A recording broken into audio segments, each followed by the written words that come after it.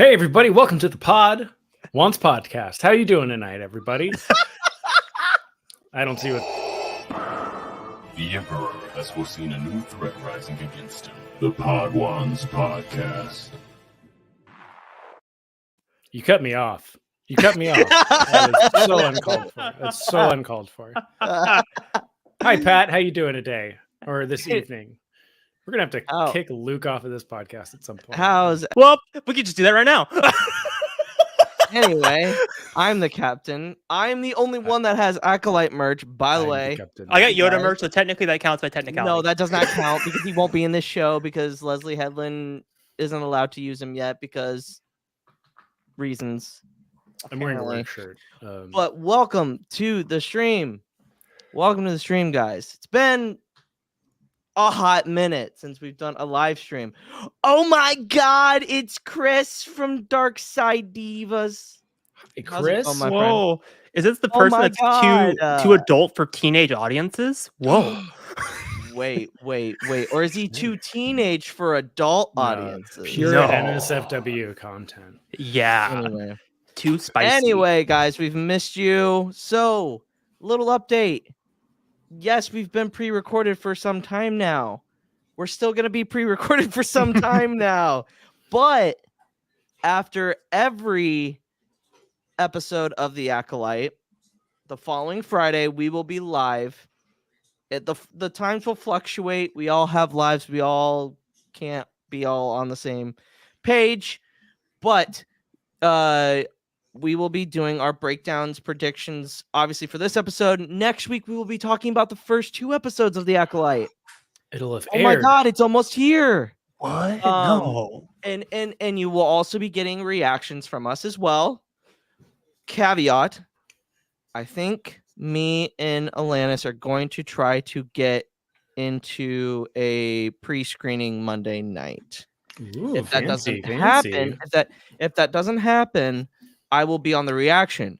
But if it does happen, I will not be on the reaction because I'm not going to fake a reaction to what I've already seen. What? You're not a fake channel? You don't just fake stuff for views? No. Wait. Doesn't Disney pay y'all to do this? No, bitch. Nobody pays us to do this. They pay me. Shut your mouth, because I don't get paid to do this. So I don't know where that money's coming from. Disney sent this cherry Coke over to me? No.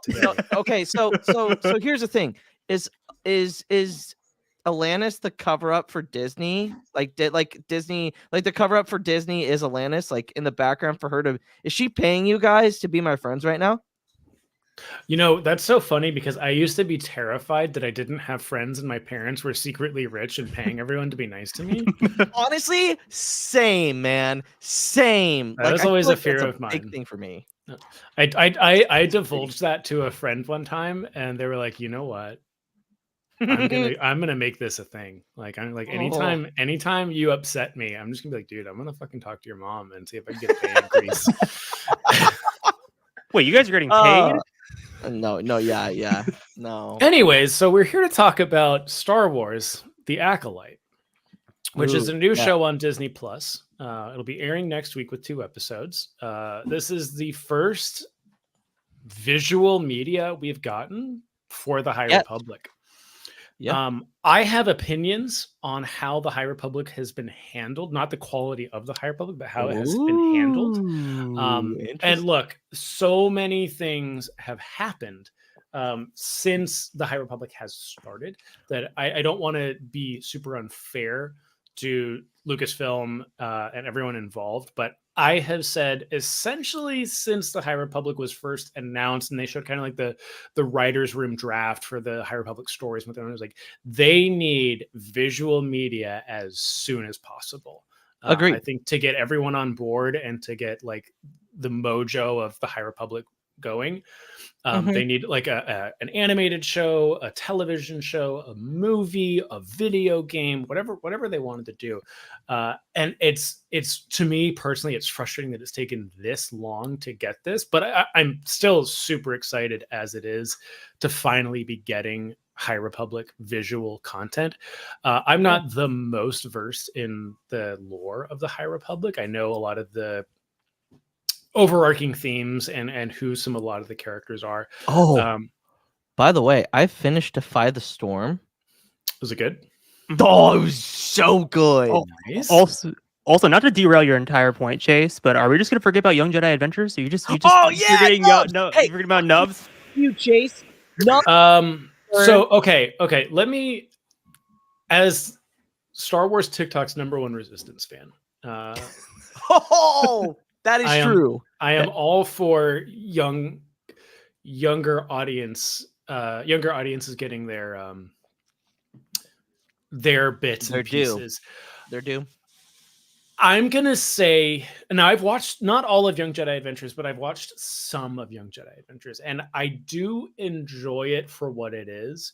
Mm-hmm. When I say that High Republic needs visual media to get people engaged with the High Republic and to get more eyes on the High Republic, a Nick Jr. TV show is not what I'm talking about. I know that was your point. I was just trying to like be funny. No, Nubs is awesome. Nubs is great. Everyone loves Nubs. You know what's so funny to me personally, it's just a joke in my head that no one else gets. There is a song by NoFX called She's Nubs, and it is about their quadriplegic friend. Wait, time out. Would Atlantis know this band? Atlantis would 100% know NoFX. What? NoFX. Babe. Do you know? Anyways, when people talk about Nubs, I just hear she's Nubs, she's Nubs, she's Nubs, like in my head, and I'm like, this is about like a punk rock chick that doesn't have arms or legs. But they're talking about the fucking furry blue guy. Anyways, I'm really excited for the Acolyte. So they apparently they have a song. Oh, I'm gonna mute myself. Sorry, guys. Anyways, Lucas. So we saw the leaks, or we saw the preview trailer for Phantom Menace's little Acolyte thing with Trinity from the Matrix being Trinity from the Matrix and the High Republic. Yeah. That was great. We've seen. Did you see the trailers at Celebration? I was in the studio showcase, so yes, I saw the Celebration trailers. You saw that. I didn't get to see the High Republic one. So we've gotten a bunch of trailers, and I've said it a bunch of times. I am not the behind the scenes person. I'm not the special features person. I'm not the interview person. Like, that stuff is not really my thing. But I did see something today. I believe it was Leslie saying there will be no cameos in this show. Like this, which I love. Yeah, like if this is true, like we're not getting a Yoda. We're not gonna get like someone that like you know of. Like we're not gonna get a Darth Bane or anything like that. And I think that's awesome. Like I'm very excited that they're confident in the show, that they don't need to rely on that to stand on its own. I also think what they did, and I have to imagine that Disney did this as like some of the marketing. I don't know if you've seen on TikTok, the Star Wars account has been posting interviews between Dave Filoni and Leslie Headland. It's so smart because people praise Dave, and when they realize and then they get on the Acolyte, and it's like, oh, Dave's cool with it. Dave loves this. Dave, if Dave could play in the sandbox, was allowed to play in the sandbox, he would. Like that's how much, like that interview right there is just like, hey, fanboys, guess what? The person that you like worship and like enjoy loves what you hate. Yeah. And I think they were smart because I don't think they with that. I'm gonna say this, right? And it's one of those things that I think people should be allowed to say what they want to say. But I like to believe that the people behind the scenes, people involved with the shows, aren't stupid, and I don't believe they're stupid. Oh no, but there are times when, and I think the best way I can put it is like it's the Tom Holland effect of people get really excited for these shows and say shit they shouldn't say. Oh, absolutely. And I think a lot of people, when they're like at Star Wars Celebration or that, and they're saying things that are 100% valid, 100% accurate. Like one of the cast members saying like, oh, my character is from a planet that's ruled by women. It's a matriarchy and blah, blah, blah. And it's like, yes, you're talking about it. You're talking about the show and you're going off and this is great. And I'm like, in the back of my head, even when I heard that at Celebration, I was like, oh, this is going to get clipped. This is going to go to all the wrong channels. Yep. And it's one of those things. Eventually did. Oh, Like, it did 100%. But We're guess still what? dealing with the backlash of the Force is female, right? Or even the fucking light whip. Oh, we'll have a whole conversation about that light whip, bro. It's I something think from it's the gonna be cool expanded as hell. universe. Yeah, it's something from the expanded universe. Like it's not a new Like concept. that's how lightsabers were originated. Like Also, are we just gonna forget that Legends basically was like, Well, they hey, had the they proto didn't have saber, the which was power. the battery. They had the battery. Yeah, the pack. battery. Mm-hmm. Yeah.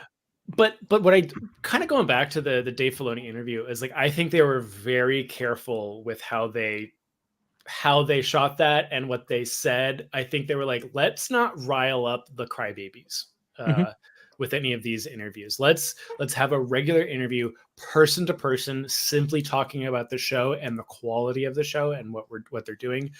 And kind of the stuff that I have seen, they are taking, and I think that as much as I've loved basically everything that has put out to varying degrees since Disney bought Star Wars,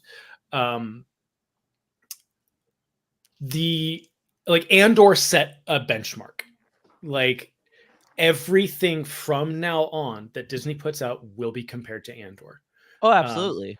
And it makes me a little bit nervous for something like Skeleton Crew that I think is going to be a little bit more lighthearted. It's going to have a little bit of that campiness and the cheesiness. I think it's going to lean into that based on kind of the themes that we've been kind of getting. Yeah. And I think it's people are going to be like, I want to go back to Andor where everything was gritty and real and the acting and writing was like something we've never seen in Star Wars. I'm like, that's totally fair, but we don't need that 100% of the time. We don't need to be up here all the time. But Acolyte looks to be very much in that same echelon of quality, storytelling, set design, the costumes, like everything we've seen. And I'm like, this looks really, really good. And I do like that they're a lot of the behind the scenes stuff. They're showing the like lightsabers they're using without the special effects, and they're just the toys basically. I think that's cool that they've been showing that and being like, we are like, because I know they mentioned it during Mandalorian season 2, like that they actually used like a lightsaber toy that lights up like a modern lightsaber for those scenes, and they've been doing that ever since. But I think kind of like these are the props we're using. We're not using metal rods and doing it in After Effects later on, which they are. They are. Yeah. They're touching. It's more or less that they're. It's a touch up, but it's an enhancement of the light that's going on because you get those natural and in Kenobi, the red and blues just from the lightsabers wouldn't be possible unless they were using those props. And I feel like that was a trend. Not to toot my own favorite Star Wars like horn, but I feel like that was a Force Awakens thing that kind of started that, because it was around 2015 was when we started getting those like lightsabers that could actually light up, and like they used the lighting of that in the film. I think they used the Force, like they did Force effects, I think, for those. Or I might be wrong. I might be wrong on that, but I don't know if they did the Force effects, but they definitely had like the blue, like they were lit. They were definitely better lit. You are right, Herod. Like in the Force Awakens, that's when they first started using like that. Hey, like we got the toys. Why can't we just use that technology and amp it up a little bit? Yeah, when Rey lights the saber in the snow, like everything around her turns blue. Yeah, or it goes vibrant blue because it's a very blue toned scene. Yeah. But oh my goodness, guys! Like I'm trying not to watch anything anymore because there's so much coming out. Sure. But like, I'm just gonna say this. Acolyte has the potential to be my second favorite Star Wars thing that Disney has done behind Mr. Old Kenobi. Like this has got me intrigued. I think from what I've seen so far, and unfortunately I've seen quite a bit. Trying to talk about the thing. Well, I don't know if you know the thing. I have it's about a certain character. It's about a certain character that I think is going to play a bigger part in it. Vernestra? Like Amandala's character. Oh, that I don't know. That is something that I've heard two theories, and I think they can both be. I think I like one more than the other, and the one that I subscribe to would be fascinating. And they talked about it on Duel of the Ranks last night. I think Atlantis brought it up. The whole Jekyll and Hyde. situation with her.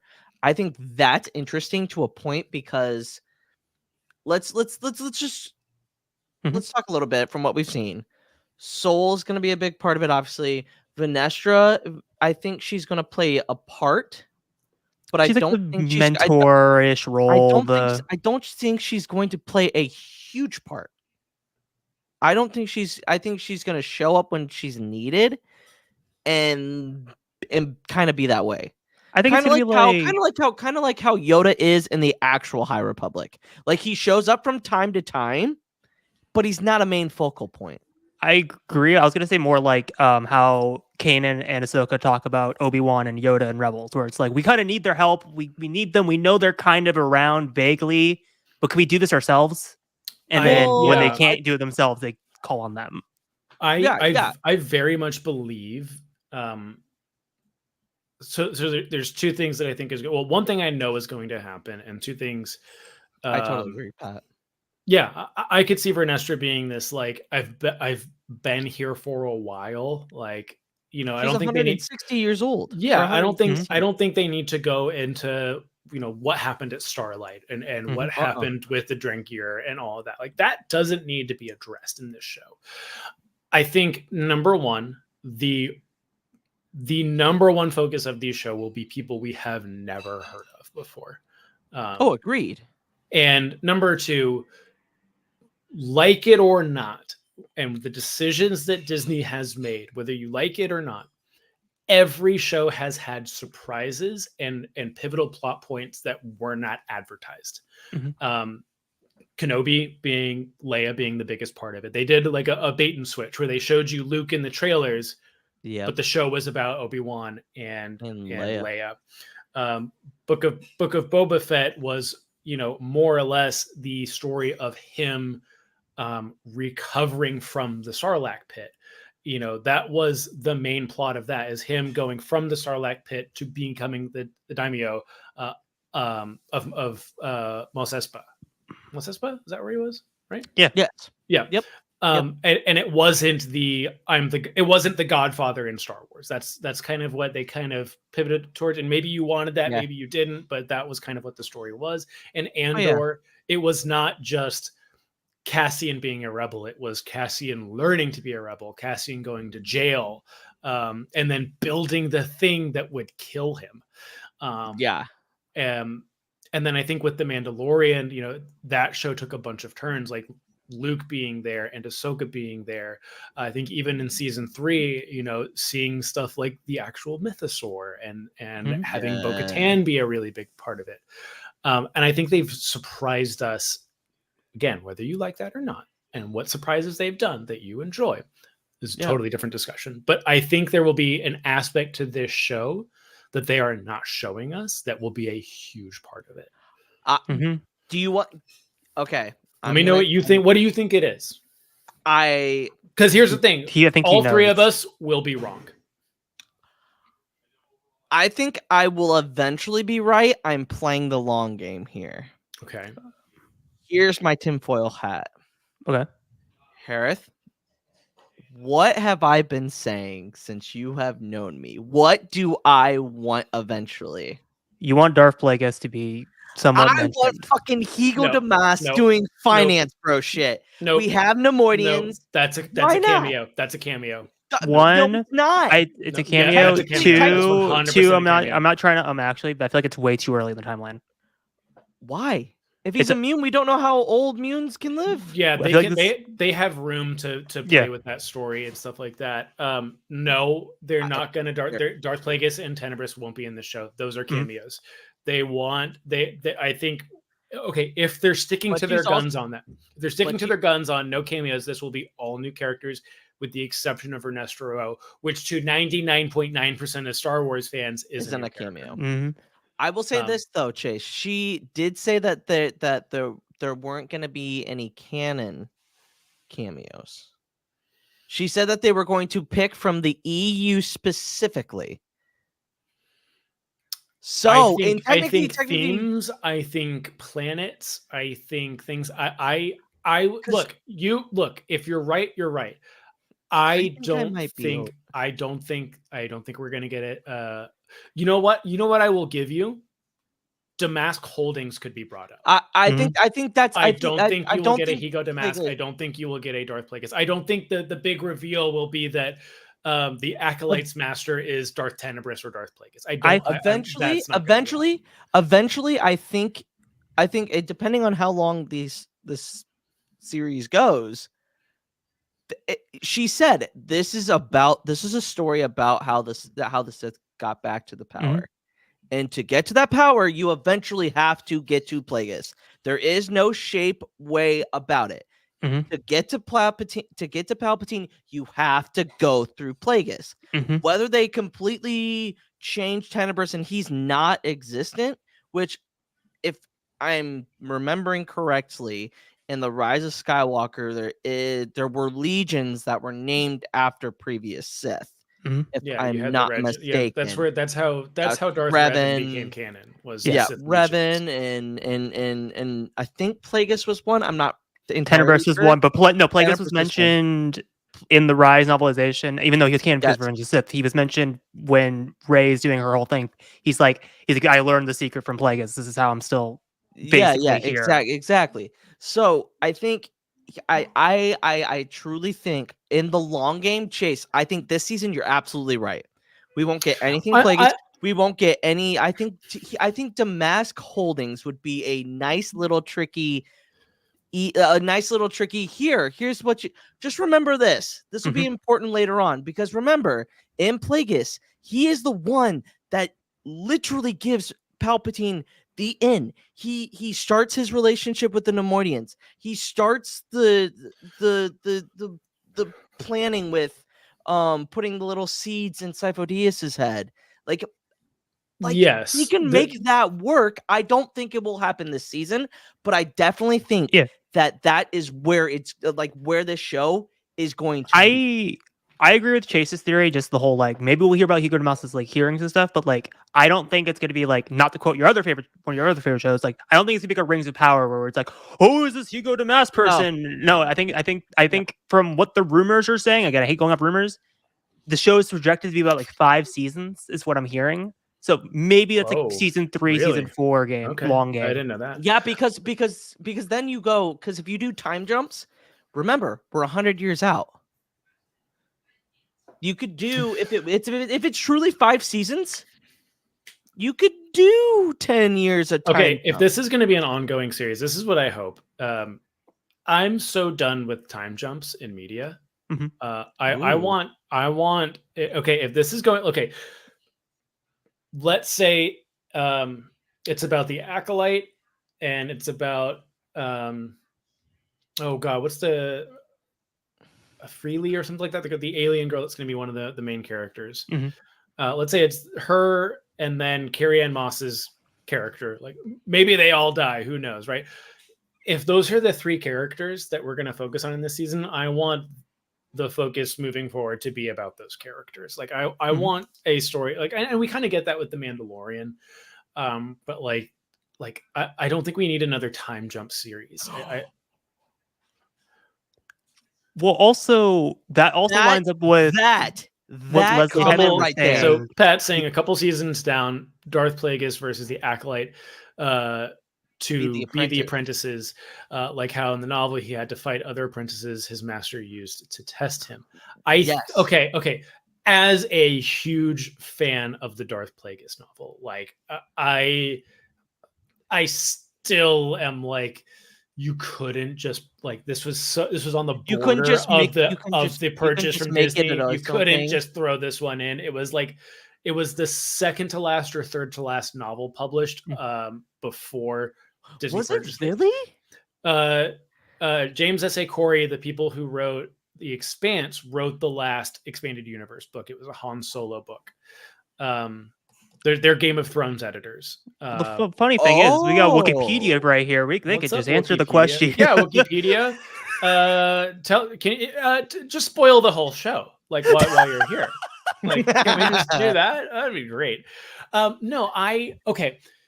I love Darth Plagueis as a novel. I love Darth Plagueis as a concept. I love what James Luceno did, not only with the character Darth Plagueis and Palpatine, but what he did it came for out- you're- Force lore.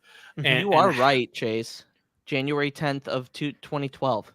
Yeah, it was like It was if like one of the last It is ones. one of the last 5 to 10 books that were published, Which is hilarious. and it was that they probably the waited last that long. successful book that was published. Let's not forget that. Because he had written the Darth Vader, The Rise and novel Fall of that Darth ties- Vader. Yeah, that ties into holy shit, Wikipedia's here? When the hell did they show up? You didn't catch the joke where No, I said I didn't catch it. Sorry. And I'm actually using their thing right now, by the way. Wow. Anyway, wow. that Wikipedia, if you want to like our stuff, that'd be awesome. But anyway, I think that's interesting that that hadn't been brought in before. Yeah. And look, You know what I mean?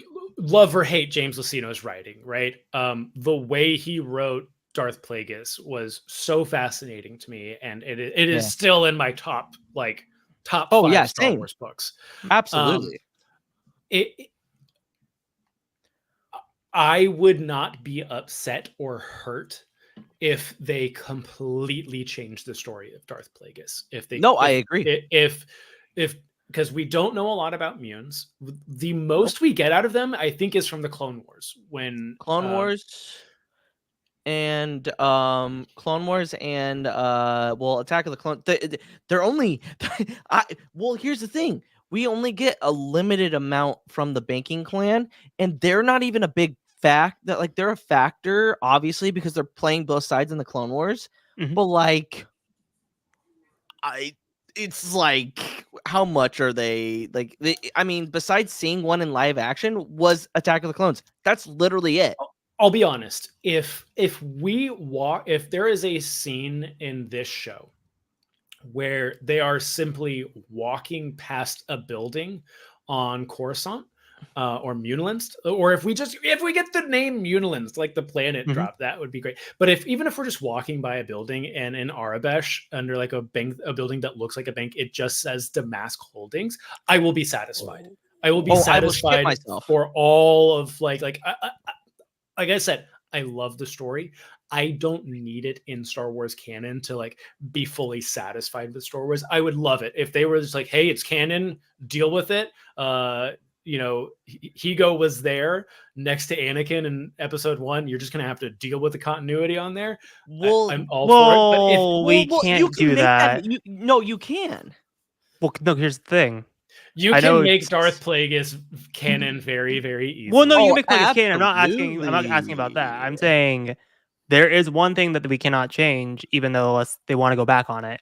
Matt Martin did explicitly state, I think it was like in 2017, 2018, that Plagueis has been long dead by the time of Phantom Menace. So he can be in the Acolyte. He can be a little bit ahead as well. But when we get to that, like, close to Phantom Menace, I would accept a retcon if that was an unreliable narrator. Agreed. Because they have hello.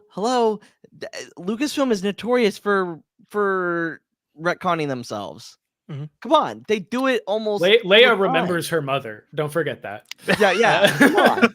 Like here's the thing. And anyways, I think we're getting very wrapped up into Plagueis. But it's so interesting. I don't disagree with you. It is. That's my one prediction for the entire series, though. I think eventually we will get. I agree with you because we're in the timeline. We don't really have anything in this timeline. Mm-hmm. The timeline between the High Republic and Phantom Menace, there's really not a lot of stuff in canon. There are stories, and the story that fits really, or the character that fits really well between the time that the Acolyte is supposed to take place and the Phantom Menace is Darth Plagueis. Mm-hmm. It's Plagueis. I would love to see it, but I'm 100% not like. We may not even get an inkling of Darth Plagueis, Higo Damask, Munilinst, or anything in the Acolyte, so I'm not gonna hold my breath for it. The thing I want to see, that I would rather see, is a completely different Sith. A Sith we never like the dude with the teeth, or the mask with the teeth. Like, I want that. I want a lot of lore on that. So here's a pitch. Actually, Harris, go. So bouncing off of Chase's point, again, I watched like the first couple minutes of the Leslie Hiddling Dave Filoni interview, and then I kind of backed out because I was like, they're getting into areas that I don't want to know about the show. They did mention as the pitch for the Acolyte, the whole thing of an Acolyte is there's already a master and the apprentice, and the Acolyte's just doing duties for the apprentice to overthrow the master. So in this scenario, what if there's a new Darth Master and there's someone underneath him? It could be Plagueis, could be someone else. And that's the new thing. And then eventually, like Pat said, what if they introduce Plagueis like season 3 or season 2 as the other Acolyte, and now they're kind of competing to become the new apprentice? I think that's fair. I think if we're going to follow that power structure of Master, Apprentice, Acolyte, I personally, based on what they said about cameos, and I would consider Darth Plagueis a cameo because he is a character that is named in a movie, right? It's the idea of waiting for Quinlan to show up, right? That's fair. Like he would be a cameo at this point because he is Darth Plagueis the Wise. Palpatine says that to Anakin. I just don't see it happening, and I really would love to see, because we really haven't gotten a lot of Sith. If we think about it, I think a lot of people forget, like most of the Sith comes from the expanded universe. You know, when we look at the Old Republic, we look at some of the stuff like post Return of the Jedi and stuff like that. Like we have Palpatine, we have Vader, we have Dooku, and we have Maul, and they're all varying degrees of Sith. Don't forget that, right? Yep. So in like visual canon, not books, not comics, stuff like that, we have 4. I'll give you 5 if I'm forgetting something, because the Inquisitors aren't Sith. Dooku. Palpatine, Vader, Dooku, and Maul. And here's the other thing with when we were talking about when Chase, because this just popped in my mind, how we have Master, Apprentice, Acolyte. In all technicality, if you want to look at it, Ventress was an Acolyte. Mm-hmm. Hear me out. All the Inquisitors are Acolytes. There's a character in the Phantom Menace that doesn't really have a backstory before they're introduced. They have words about it, about how they screwed a bunch of things up. Darth Jar Jar. All right, that's a stretch. That's a stretch. Lego Star Wars is already working on it. Oh yeah, that's funny. That's a funny one. But like in all seriousness, no, like we could get away with dark force user, and this, like an Acolyte can now be a term that we use for dark side users, because they're not Sith. They're Jedi. Followers of the Sith, but they're not technically Master and Apprentice. My thought on how they'll do this with like kind of like anticipation and stuff like that is we know the Acolyte, right? Do we know her name, or she's just the Acolyte? They were dumb. They were dumb. They were dumb. And is it an IMDb thing? Right? No, there was a it's in the trailer. In one of the trailers. One of like don't even touch that. Okay, so we have the Acolyte. Like the main character of the show clearly is going to be the Acolyte, or at least one of the main characters. I think we will get I think we will, if we're going with the power structure, Acolyte, Apprentice, Master. We will probably meet the Apprentice very early on, and I believe the Master will be late season, if not season finale. Agreed. Of like, like I'm just throwing story ideas out there. Is the Master is in the shadows, lurking, doing their Sith Master, Sith Lord thing, and they're gonna see all this stuff going on with the Jedi and how the Apprentice maybe is not handling the Jedi the way that they expected to, and the Acolyte is doing a better job. And you see something like the Acolyte will kill the Apprentice and become the new apprentice to the Master. That's an interesting take. And also, that also lines up with Leslie Hiddling was saying, because she also made the point of like the whole job of the Acolyte's end game, and we've seen this since the original trilogy. It's not to only become the apprentice, it's for the apprentice to become the Master. So what if the whole time their whole plot is, hey, we're going to take out Plagueis, but they don't say Plagueis, they're saying we're going to take out the Master, and then Boom! Oh I shit! think if This we is see what they're going again, after. I don't think it's going to be Plagueis. I think the Master will be a new character we've never Yeah. seen I or think heard I from. think Tenebris is gone. I don't think Tenebris will. Anything's possible. I think anything is possible. Disney has said multiple times. Lucasfilm has said like the expanded universe will be coming more and more into canon, Which is over good time. because I'm super excited for that. they need. I think here's the one thing. I am not a big Legends expanded universe person. Like there are things that I will pick and choose from the extended universe that I personally believe that the 2003 Clone Wars video game could be canon. It's not that hard. You just put it Well, we're in gonna get it. between We're certain gonna things. get it in varying degrees, and I think a lot of fans Yeah. need to understand that it could be as Give me big Thule. as it could be as big as Darth Tenebris or Darth Revan getting their own personal story. Like that can happen. That's not off the tables. But it could also be as small as what we got with Tales of the Empire, with seeing Clone Wars Grievous. Like 2003 Clone Wars Grievous, where it's like, this is the character from the expanded universe that you loved, or this was that interpretation and display of that character that you loved, and we're going to give it to you because it doesn't break canon. It works really well with the canon, and we're going to use this. Like a Corran Horn character can 100% happen. That doesn't mean they need to happen right after Return of the Jedi. They could happen in the New Jedi Order with Rey. You know, we can get a Kyle Katarn character and they can be named Kyle Katarn, and they don't have to be part of Luke's New Jedi Order. It can be part of Rey's, or it could be part of the High Republic or the Old Republic. We can put these characters wherever we want, really. And again, because they're not doing cameos, I think we're going to get all new characters. I think if they reveal a Sith Master this season, it will be a brand new character we've never heard of. It's not going to be Maul. They've done the Maul reveal with Solo. It's not going to be Plagueis. It's not going to be Tenebris. It will be Darth Evilness, whatever you want to say. So Darth Icky. Darth Icky. So George Lucas's favorite. Well, Chase, if you remember in Plagueis, Plagueis has no knowledge of Tenebris's master. Doesn't know a name, doesn't know anything.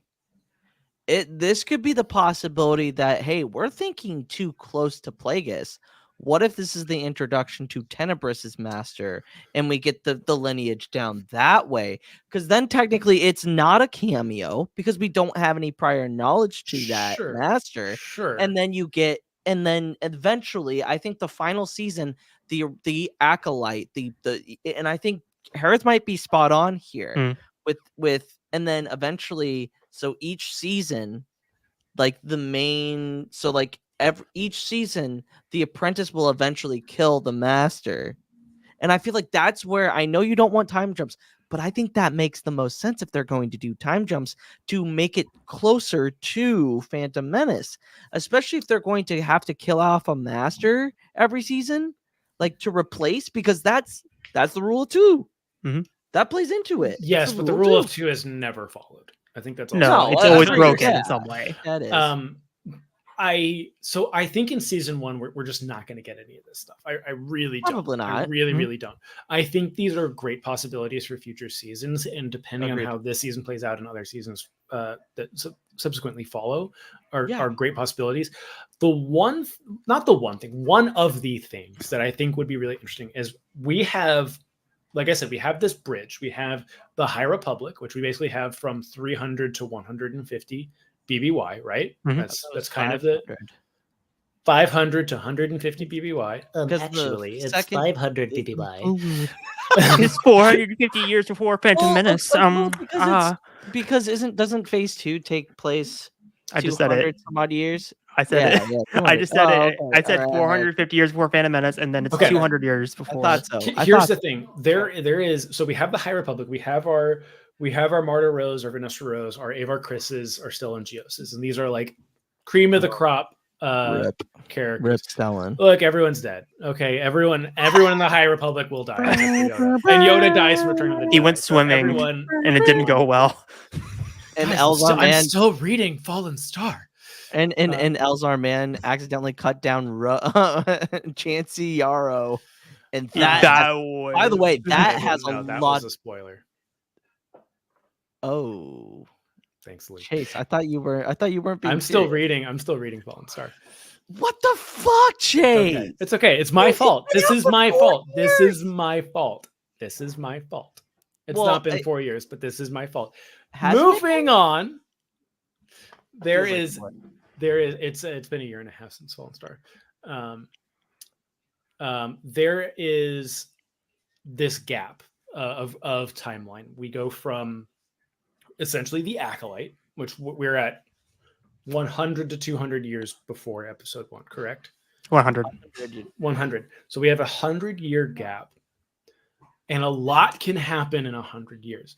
But the thing is, the Avar Kriss, Stellan Gios, Elzar Mann era of the Republic and of the Jedi Order is like cream of the crop Jedi, right? That's the premise of the High Republic.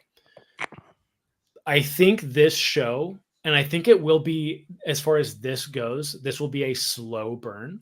I don't think the show itself will be a slow burn, but the series will have a slow burn within it. Is this series, because it's so focused on the dark side, this is how we get to the prequel Jedi. This is 100% of like, why do they make the decisions they make when they were making all the right decisions?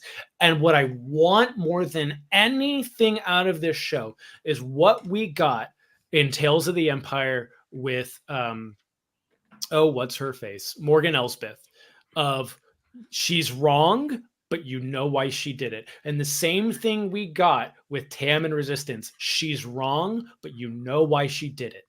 Mm-hmm. And I really want them to hammer home, because I think they've done a really good job with certain themes, like in Kenobi with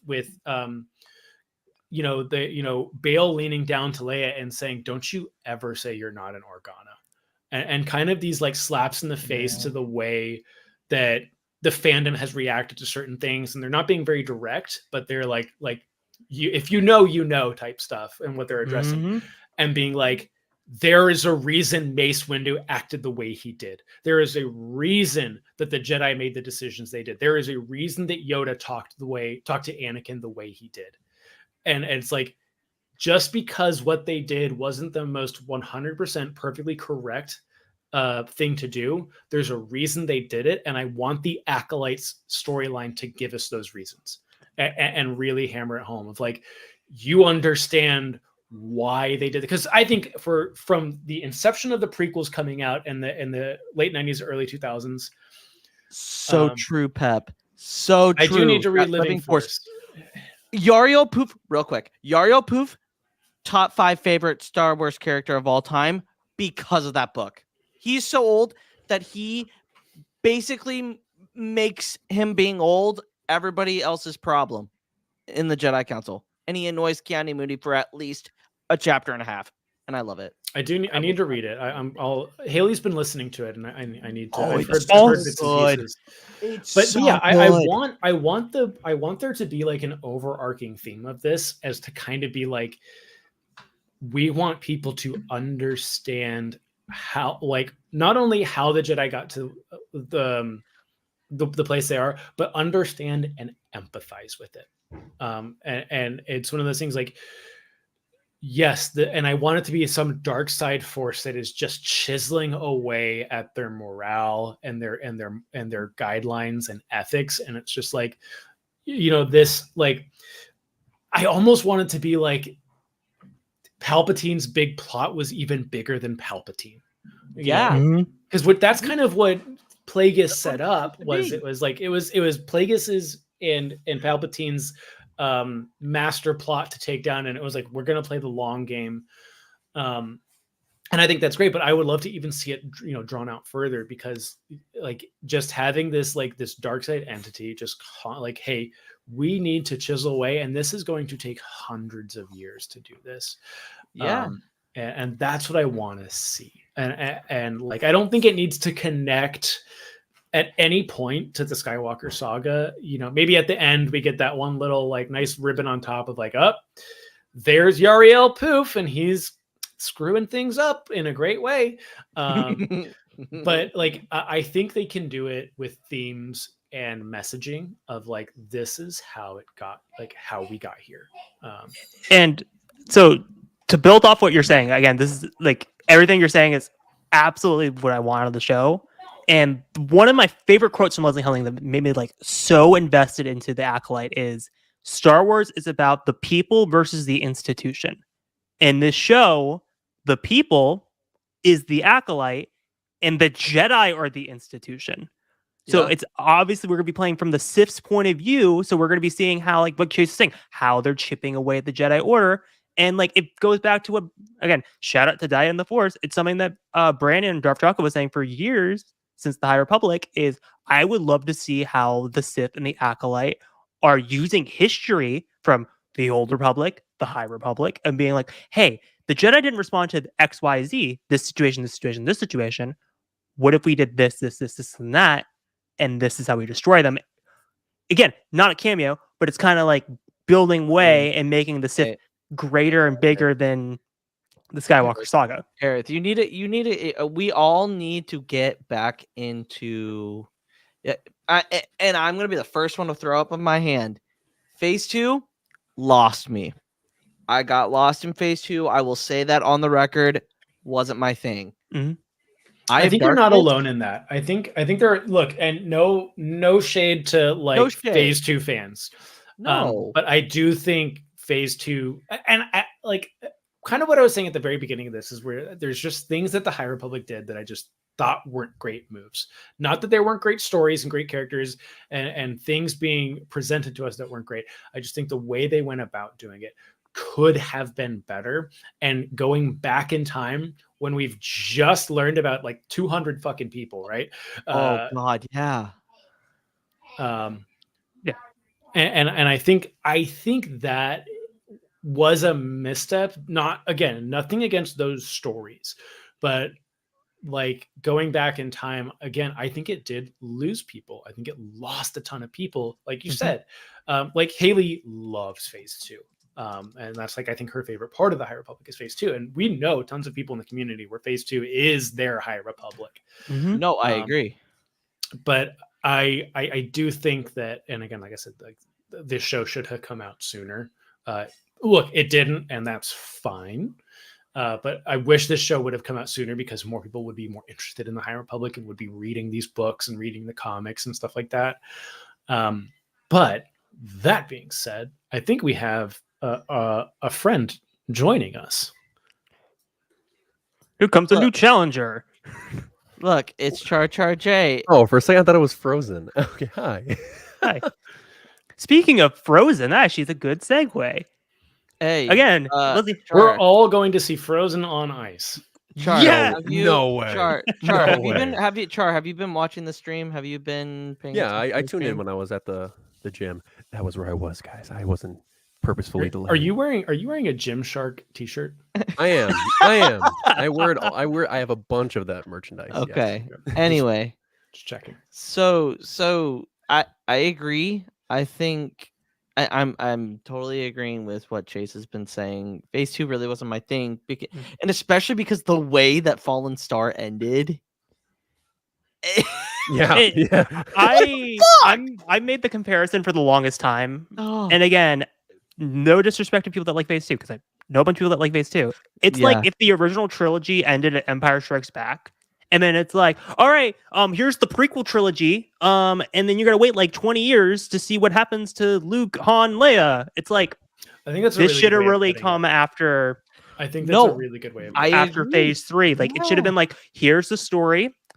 You want to know the context to how we got to this point? Here's the prequels to the High Republic. And then, want to see what happened to I don't know the fate of the characters, but want to see what happened to X character from how they got from the High Republic to some point in the timeline. Here we go. We want to see how Banestra gets from here to Acolyte. Like that's how they should have done it. And I think that would make more sense instead of trying to mirror the saga. Do you think they're gonna go ahead, Luke. Go on. No, go, Char. I was gonna say, do you think they're gonna make how many references do you think they're gonna make to the High Republic books in the show? Do you think they're gonna make a lot? Minimal. Not really much. Because you think they're not gonna mention Abar Chris or I think Stellan is more likely than anybody else wants to think, because remember, Vernestra Rose Master is Stellan Geos.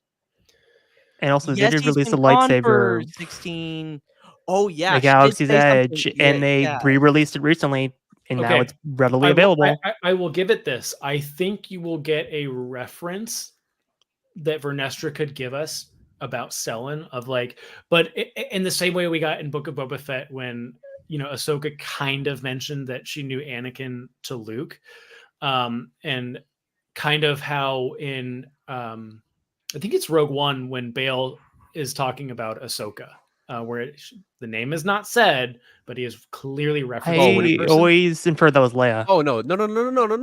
When Bale was, I thought he was talking about Obi-Wan.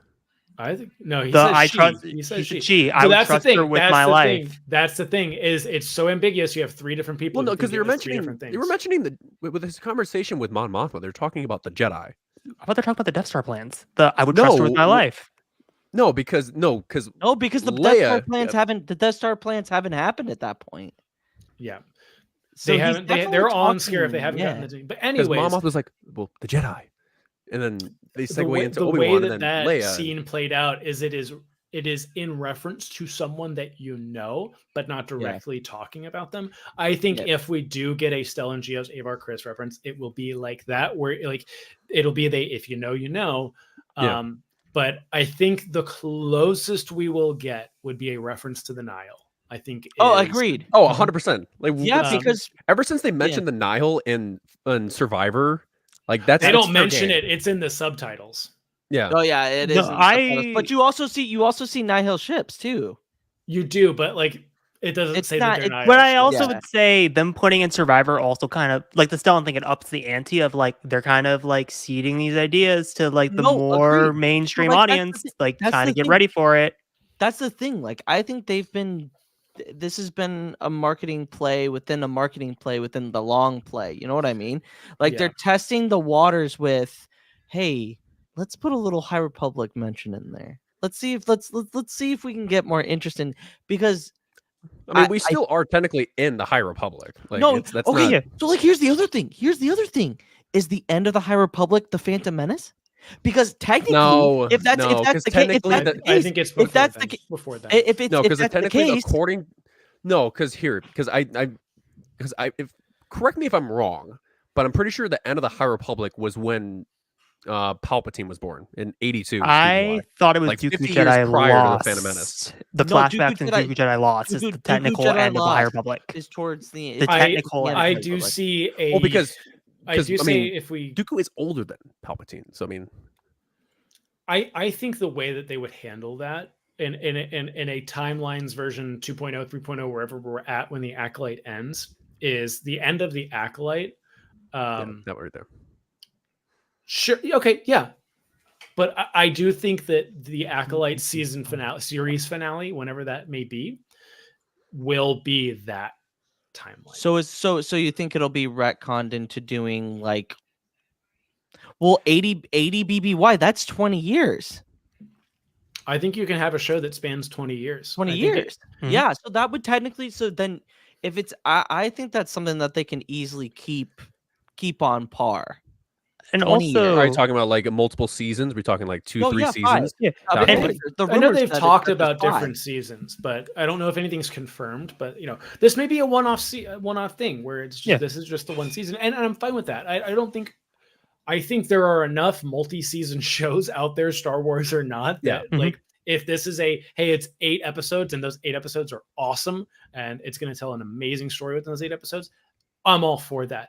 But if it's a good and engaging show that can continue and it can be an ending point for the High Republic, and then we can move on in whatever timeline order we want, where we can continue to tell visual stories through the High Republic that aren't the Acolyte, I'm also all for that. But yeah, also, again, not trying to derail your point, because I agree with the whole, like, I think that's just an expectation for Star Wars thing of, like, expected to be what they have given you. However, Leslie Henlin did hint at multiple seasons, because she made a point of, like, they're like, yes, Vanessa Rowe is the only character from the books for now, but expect later in seasons, because she was already kind of make that, there's already hints out there that this is going to be a multiple season show. You know who I want to see? Tara fucking Sanube. Yeah, I mean, I want a young. that's possible. I mean, we saw him in live action in Kenobi. Yeah, I want to see. Yeah, he was doing well in that. Yeah. It's kind of, Yikes! It's okay. We've seen Jurassic Park. Fossils can be. But I hope he Also- turns into a brontosaurus. That would be great. but I also want to frame it for, this doesn't really apply to the person that is just watching the Acolyte for the first time. This is really for the High Republic diehard fans. You need to kind of frame the show in this type of reference. This is the bridge between the books to the visual media to the shows. This isn't direct. Yes, it's technically in the tail end of the High Republic, but it's not in the High Republic. It's just a bridge to connect from A to B to C. To C. But Okay. but if it's actually going to connect, I mean, if Leslie Headland's going to make multiple seasons, we all know that with Andor, it was already going to be Andor's going to be a 5-season show, but we all know that's not the case. It's going to be a 3-season show. They always get a little bit too out of hand. This one goes out to Sanube. Thank you, Pat. For Pour the one out for $5 Sanube. chat. Pour one out for Appreciate it, Sanube. appreciate it. I wish I didn't have. This, I actually have an open can here. I'll just actually. No, never mind. I'm Oh, not going to actually God. spill it on my knee. Tara No, Sanube but- is a guy who was old as fuck and died too young. Hey, Tara Sanube read The Tortoise and the Hare. Doesn't matter if you're the fastest. Slow and methodical. Okay, get the okay, job here's- done. here's I a real watched Lightsaber Lost. It's great. Here's a real question though. What is the Star Wars equivalent to the Tortoise and the Hare? Tara Sanube. Lightsaber Lost. Tara Sanube. Tara No, Sanube, no, 100%. no, but I mean That is the story of the like tortoise and animal. the hare. Yeah, literally. Animal. No, I mean like The Charlie and Django animal, jumper got like a blasted by that old bastard. no. I mean, Are you saying what creature? Yes, that's what creatures would be the tortoise and the hare in the Star Wars. It would be the I feel like Quirmian are Quirmian very what are small? the Like what are the Yariel what are Blue? the things that the creatures that the Gungans carry their shocky balls on? Oh, Kadu. Mhm. Yeah, I think Kadu would be the tortoise, and then for the hare.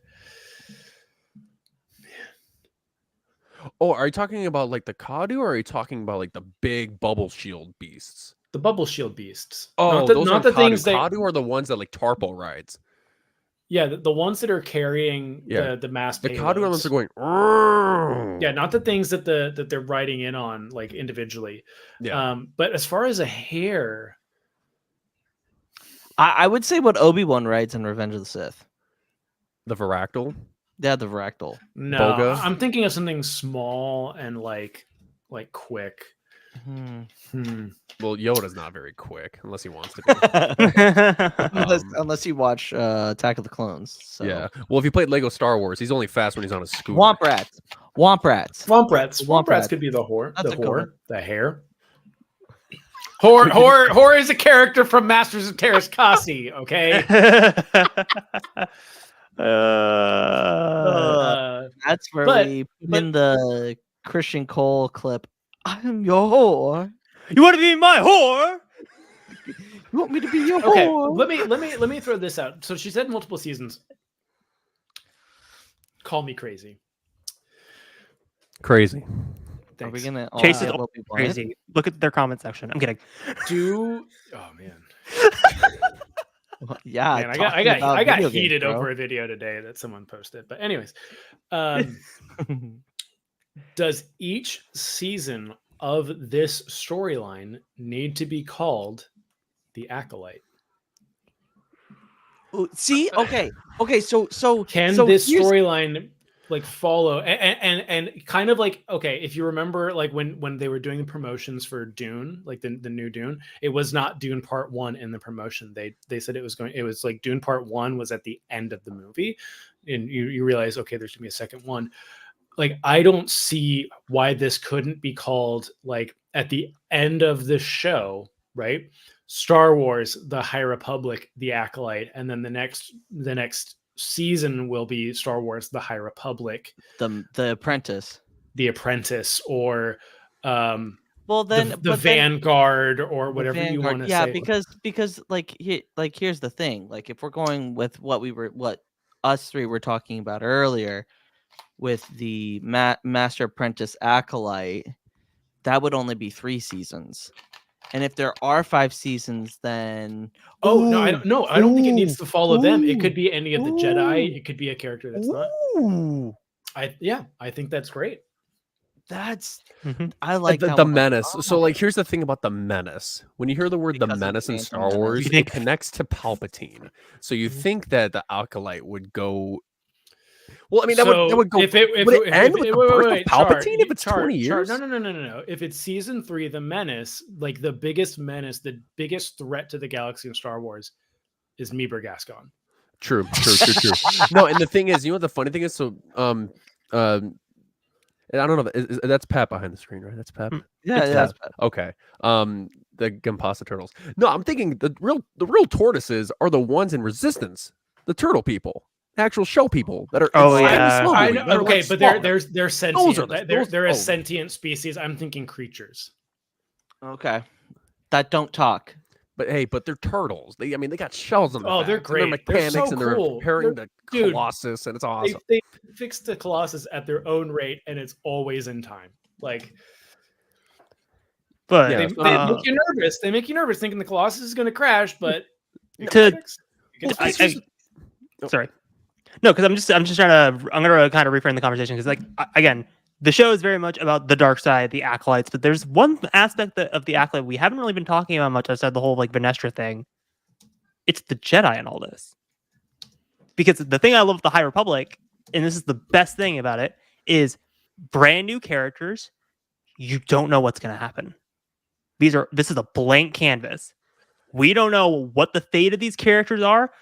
They could just die like any second. I was just about to say, I could see that every person in the trailer where we see lighting their lightsabers, they could all die. They could all die in that scene. We don't know. Second episode. and it's one of those things, like, because like I said earlier, is Lucasfilm on Disney Plus has always surprised us. The way they have handled every live action show, there has been, I don't want to call it a twist, but an unexpected turn for the show. And I could see, like, for all we know, every time we see a Jedi, it's episode 1. That's one of my favorite tropes in all of television. Fallout does it really well. Invincible does it really well. Is the misdirect with the first episode where it's like, oh, this is what the tone of the show is going to be. This is what the themes are. And then the last like 10 minutes, it just flips on a dime. And you're just like, what? This is what the show is about? Wait, another Hetzal incident? What? Like, yeah, I love it when TV does that. But the one thing is we've all been talking, and I want to get one more perspective on what they think will happen, not only with the Jedi, but with the Acolyte. So let's bring on one more person. Hey, guys. Luke, calm yourself. He's got children. Don't talk about his children. Nick, hey. why am I the only one that has the merch? Apparently, Swagman doesn't like me enough to send me the merch. That's why. I didn't get this from Swagman. Go on Amazon. I know you don't like. Wow, Jeff we're not Bezos, friends but... with Swagman. I'm kidding. I know. I should just go. So, Nick. Yeah. What are your thoughts and feelings on this? Because as people might not know, Nick is the Acolyte. Exactly. Show's over. No more seasons. He ends up destroying Nubs in Young Jedi Adventures, and terrible he's nightmare. the true enemy. What if Nubs die? What if the one thing we get is Nubs and the Acolyte, and he dies? So was this what Wikipedia was hinting at earlier? No. Anyways, Nick will be joining us every week for Acolyte reactions. Yeah, I'm looking forward to it. So, he will be a face that will be on the channel quite often during the Acolyte. So, your thoughts, your feelings. I don't know if you've been paying attention to the stream the entire time. We've touched on a lot. We've touched on Higo Damask, possibly Plagueis, possibly. Just I'm lobbing it up.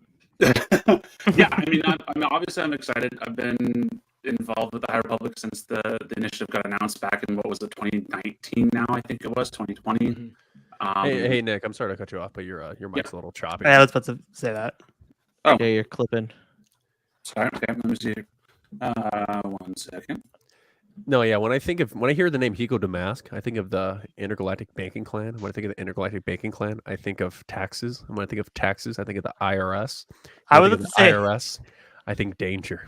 I thought you were gonna have something funny to piss off Luke. I thought you were gonna go like, when I think of Higo Damask, I think of the banking clan. When I think of the No, banking when I clan, think of I the think of banking Rush clan, Clovis. I think of the IG-227 Hellfire droid tanks, those big ones on the wheels. That's that how shoot Nick the purple sounds because he's missiles. he's the Awesome. acolyte. Yeah. Also, I Is think that, something is that any better? It's No. still the same. It's still I think popping. is it your wireless headphones that it's coming through? No, I've got a mic here, but Maybe unplug it, plug Oh, it back Yeah, in. yeah, it's no, slightly wait. It choppy. is your it. So it might go into settings and go into audio. It's probably connected to your heads to your. yeah. Yeah, that's happened to me plenty of times too. Yeah. Okay, how's that?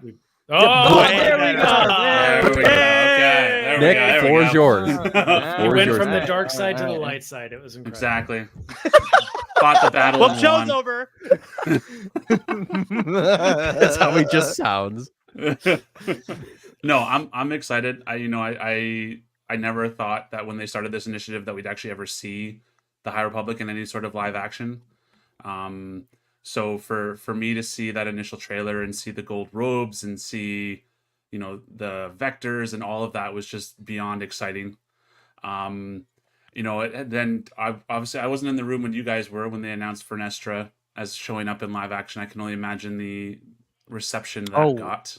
I wasn't in the room think either. The only person that was in the room was Chase. Yeah, I was so I was in one of the streaming rooms, but yes, when Leslie brought out her wife that was playing Vernestra, like the main stage and our streaming room like erupted. And like not to derail you, but I do have to say, I've been a little bit critical of how the High Republic was handled overall as a project. Not that the High Republic is bad quality wise, but god damn, they have built a like diehard audience. Like it's so funny that you have people on the internet saying like, "Oh, High Republic no one cares about it," and like you see at Star Wars Celebration that like those High Republic panels, like anything to do with the High Republic, it is really hard to get into those panels. And like the amount of cosplay for the High Republic and just like everyone's so enthusiastic over books, which is insane. Well, also in a positive way, in a very positive way. And I think it's so cool to see that. Yeah, my argument was going to be for the longest time is like comics like reprints and reissues is super rare in the industry. And the first issue of the High Republic went on 5 reprints. Yeah. If that doesn't tell you a comic is successful or not, I don't know what does. Oh yeah, Chase, when you're talking about like the cosplaying and the love for these books, I remember in Celebration of 22 in Anaheim, I remember me and Harith were waiting outside in a line to get food. We ran into a guy that was dressed up as Elzar Man. I remember when we took the photo with that guy that was dressed up as Elzar Man? And then we went to the panel. There was a Geode. There was like a bunch of Geodes. Like, there was someone dressed as Geode. It was awesome. I remember I followed them on Twitter. They're great. I remember I was sitting next to Pep during that panel. It was the most exhilarating thing. Everyone got on stage. Mark Thompson, who we interviewed a few months ago, he was there on the stage. That interview, it's great. That episode was so much fun. Yeah, but there's so much energy for this, and it's crazy that people aren't aware of this. I think they are. I think it's, but again, I think it's because it is, and I think that's a testament that we have, like, as much as I wish we'd have gotten the Acolyte or something similar sooner, like the fact that the High Republic has developed such a positive and dedicated fan base is like nothing short of spectacular. But I think Nick, like you probably are a little bit more involved with the High Republic and the High Republic community than the rest of us. So like, I guess to put the you on the floor, like what is the one thing or like 5 things, however many things that like you're really anticipating and hoping for that are portrayed, shown, directions that the show can take? The biggest thing, and I've always like, since I've been involved in Star Wars since I was little, ships have always fascinated me. So the chance now to see a proper vector, which we've seen in some of the trailers in live action, is an exciting thing. I think one of the cool things that we've seen in the trailers that you see a lot of in the books is you see the Jedi not defaulting to going to lightsaber combat. You've seen that in that battle scene with Master Indara, where it's pretty much it's avoidance, it's force use where necessary, but it's not attack. It's very much, take a defensive standpoint. Nick, have you read Defy the Storm? Do you really need to ask that question? Okay. Okay. All right. Good. Well, a certain character also does that in that book. Yes, that is true. They don't go lightsaber first. They use the Force to It's very Force do that. first. For knowledge and defense. Yoda from Empire.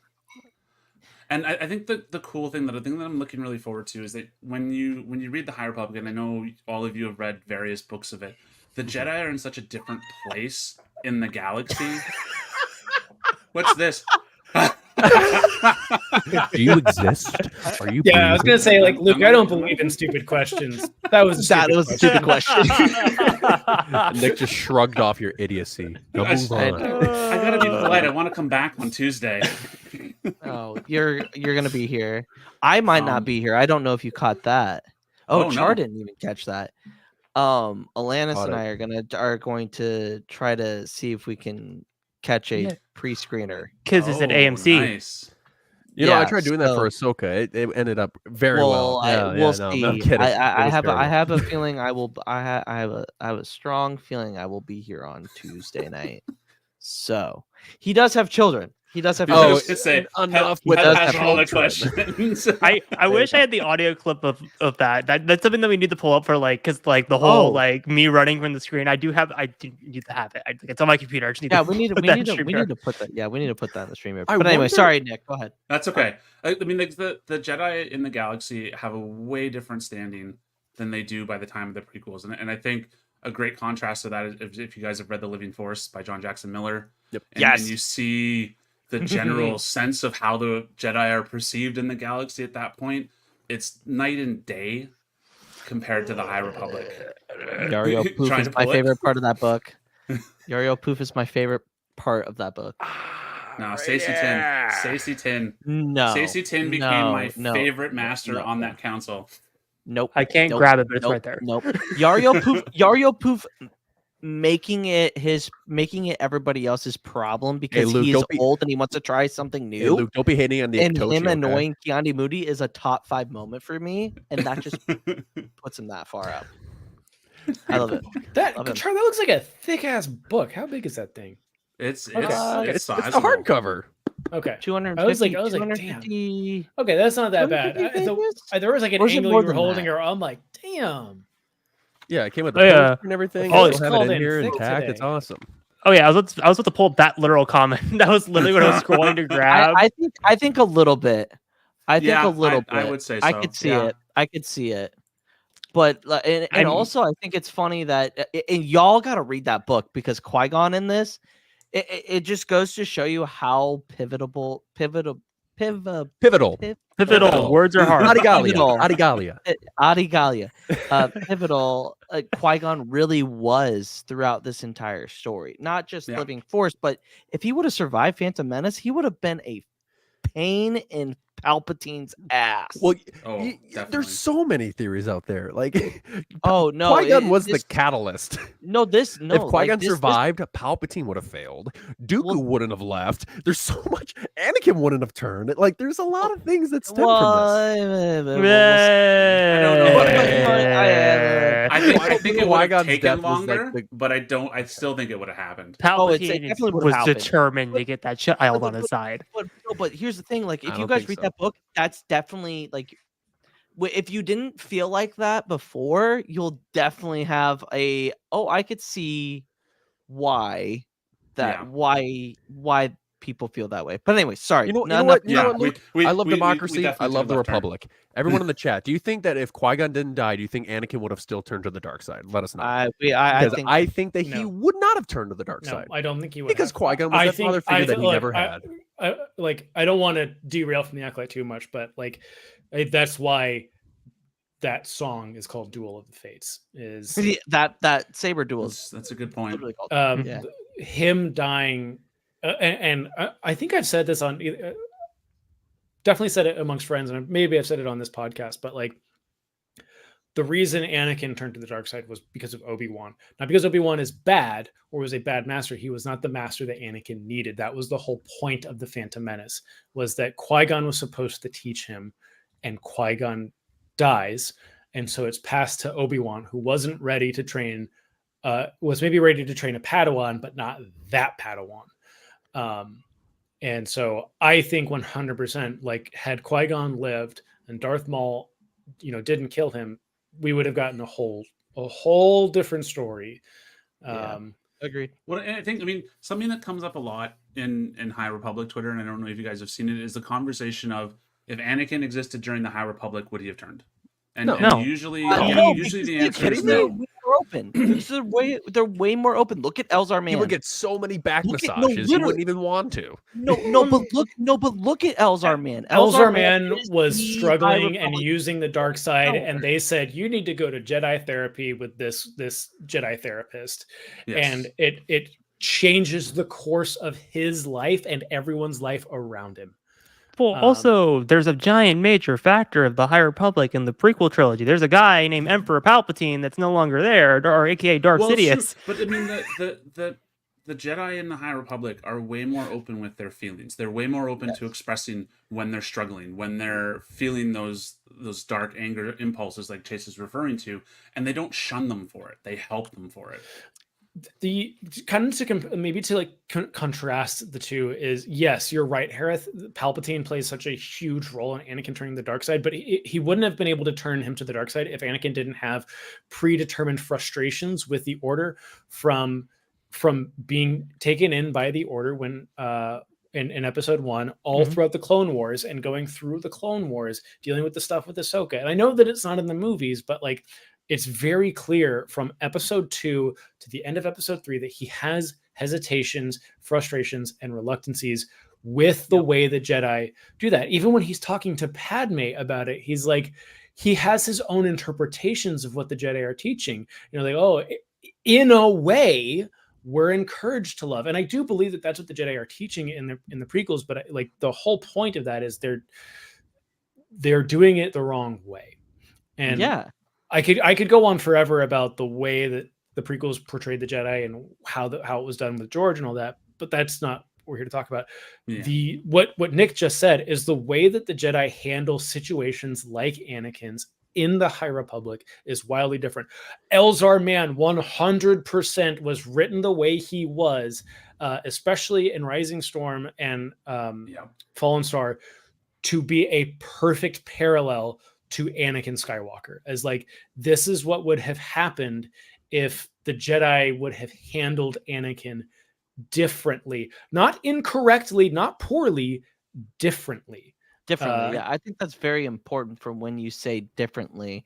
And also, like, when Nick was talking about like them like not giving, like them talking it out and being like, hey, those feelings are valid. Like, Vernestra struggles with that a lot. Yes, yeah, she does. I mean, even Avar struggles with that in the comics. And so did Stellan, so did Elzar. Like, all of these Jedi have those problems. Yeah, like, and Jedi Masters, even, like, you think about, if you read the comics, Master Skier, right? Yeah. Keith's Master struggles with it immensely. Even in the visual, with it.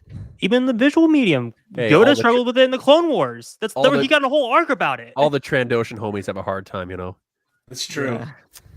But like, here's my thing, and like, this is why I feel like the Acolyte will be a number 2 behind Obi-Wan Kenobi for me, because nothing will top that. I don't care. From my personal enjoyment, I think the biggest factor that is going good with this, like something that is going to help this show, is that it has no connection to the Skywalkers. And everybody's biggest gripes have been, I want stories that don't have to deal with the Skywalkers. Well, guys, we've been getting stories that haven't had to deal with anything with the Skywalkers for 2.5 years. Yes, they're books, but now you're getting it. Now you're getting a whole new era that some people are now going to see for the first time. And then once the season's over, they're gonna be like, hey, you like this so much? Maybe we can give you audiobook form. Maybe you want to go and check out what, like, maybe we get a reference to, like, oh, they love Vanessa Rowe. Hey, Vanessa Rowe she had like some 4 parts books. to play. Like, yeah, Or like, like if her you're not a master's book kind of person, baller. He's kind of Obi-Wan. Like, and Yeah. then his friend was Elzar, and he's kind of Like, Anakin. Like, it's like there's more different ways to marketing get into play. it. Like comics are there too. You're not really a Yeah. book person? Read the High Republic comics. I don't mean this negatively. I don't think any of that will happen. Probably not. No. I think not only Disney but media companies at large, they're very much concerned with what's ahead, not what's behind Agreed. them. So while I think that, let's say the Acolyte is a smashing success, and based on like the people who have come back from like some of the previews where they've got to see half of the season so far, it's getting pretty much rave reviews. People are saying this is incredible. There's been comparisons to, and we talked about it before, but there's comparisons to Andor, at least as far as quality and feeling are concerned. So I do think that if the Acolyte is a success and it goes over really well, will it match the Mandalorian success? I think we have time before that happens again with anything Star Wars. I could see them saying, let's put more money into the High Republic or High Republic stories that are not books, that are not comics. Let's tell Quantic Dream, hey, remember that thing you were talking about, Eclipse? You either need to get that on board now or we're making another company do it. Drop it in the trash, please. I was gonna say, just move it to another company, please. Don't drop it in the trash. Just don't drop it in the trash. Like just give it to a different company that's worthy of doing it. There's always a way to transfer that stuff. Maybe it's start from the ground up with a different company, whatever it may be. But I do think again, if it's successful, we will see more shows. We will see a potential animated series coming that takes place in this era. I think animated series is very, very likely. Sure. But yeah, like I'm not going to say that the stories of Avar Kriss and Stellan Gios and Elzar Mann are finished. Obviously, some characters don't make it, but you can always go back in time with media and continue those stories in a different way. Yeah. I do think, maybe they go to that, but also like, again, if this story is really successful and people grow attached to the characters that are in there, why do we need to talk about Avar Kriss? We can talk about the characters that people really fell in love with in the Acolyte. I think that's the great thing, like you said, is that it, as much as this is connected to the initiative that's been going on now for 3-4 years, it is its own entry point into that initiative. And there's no reason why people can't fall in love with the characters that are in this show and want to see more of their stories. Yeah. I will say that this comment right here. Ooh. We all know what happens to Qui-Gon.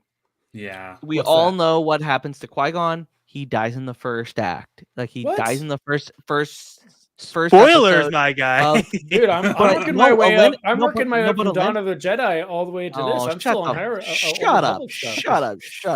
No, I went in real chronological order. Okay. But this Alana said it last night on Duel of the Ranks. They were talking about their Acolyte preview or whatever. And she said this to me after she had watched some of the trailers. She goes, I think Soul's gonna die this season.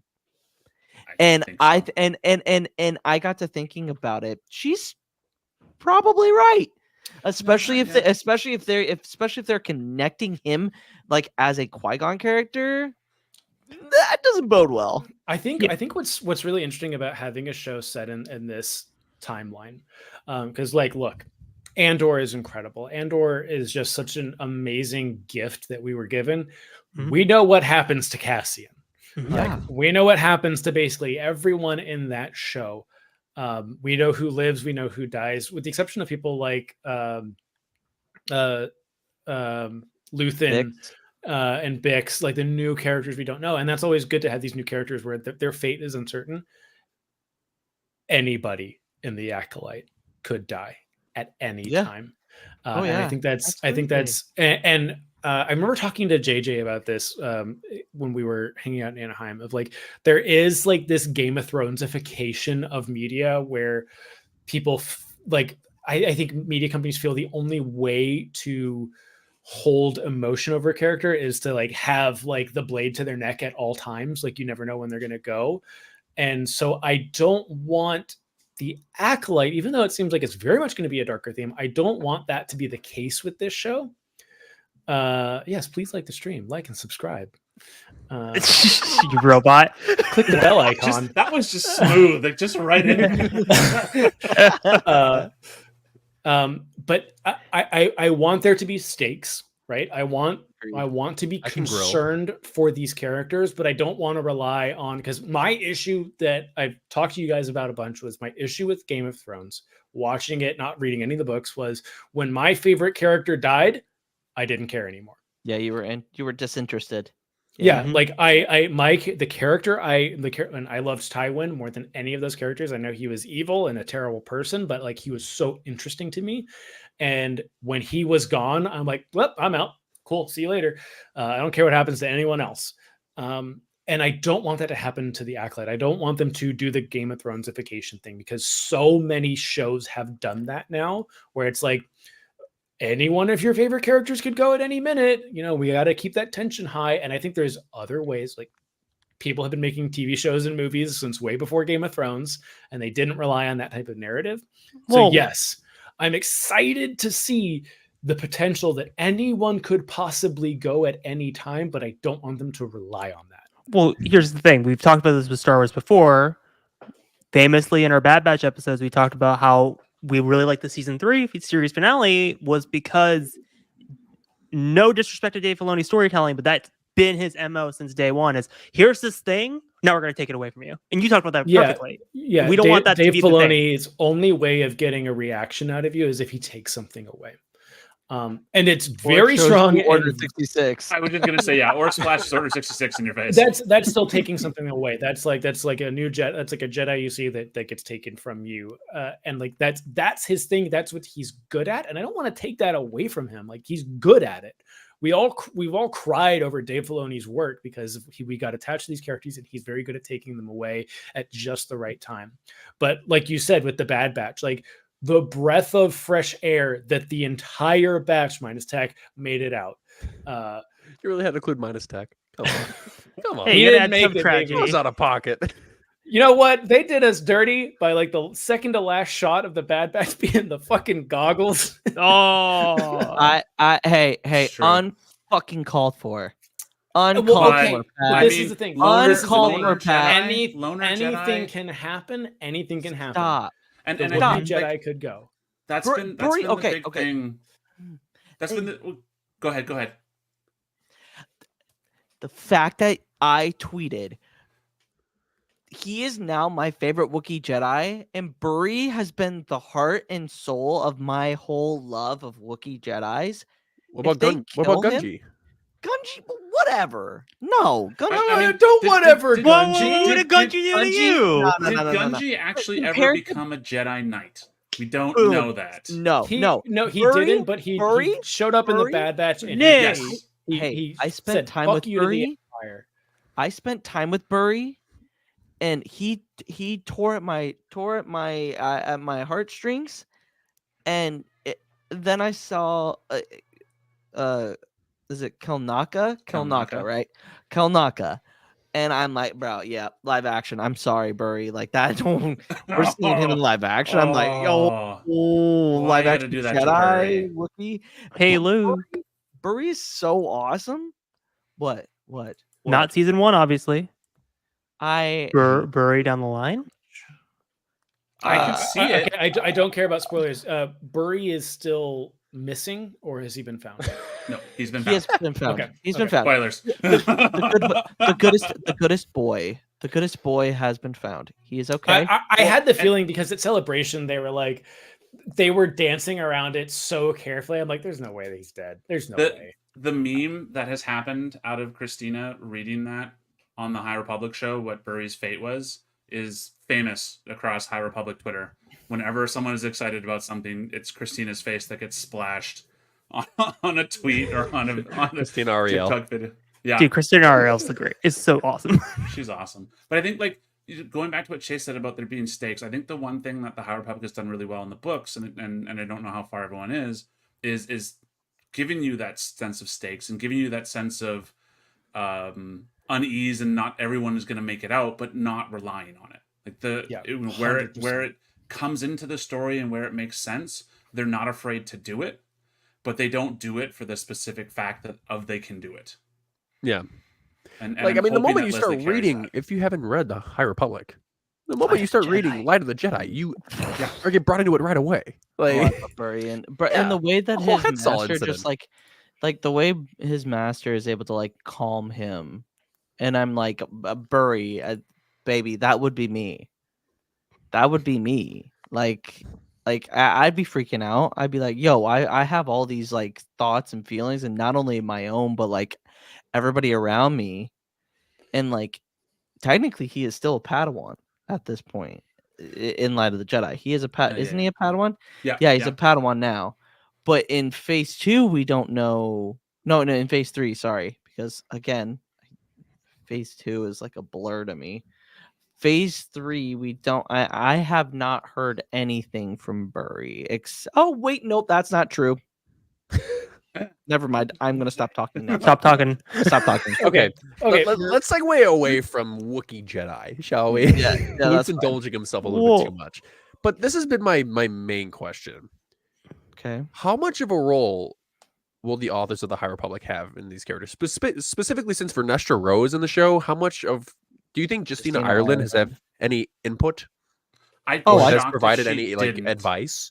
I'd be shocked if she didn't. I know. I think it was. I read somewhere Charles Soule Cavan Scott. Cavan Scott had some input with them. I mean, he'd worked on a few episodes of Young Jedi Adventures as well. Mm-hmm. I mean, I think that they would have done themselves a disservice to have not at least talked to some of these characters. I wouldn't be surprised if the story group themselves didn't talk to them, but I think Lensley probably went out of her way and she definitely did. Yeah.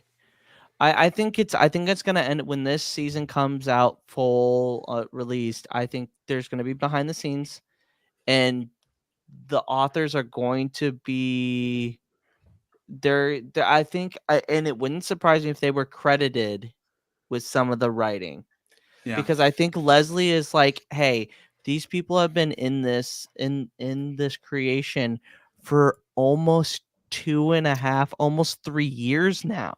I don't think that's impossible. Do you think it's very unlikely? I think it's unlikely, at least for this season.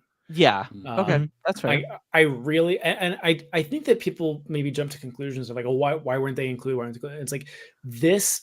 I do think that the Acolyte needs to stand on its own in every meaningful way possible. And that means it needs to be written by people who are very much focused on the story of the Acolyte, not the story of the High Republic and Avar Kriss.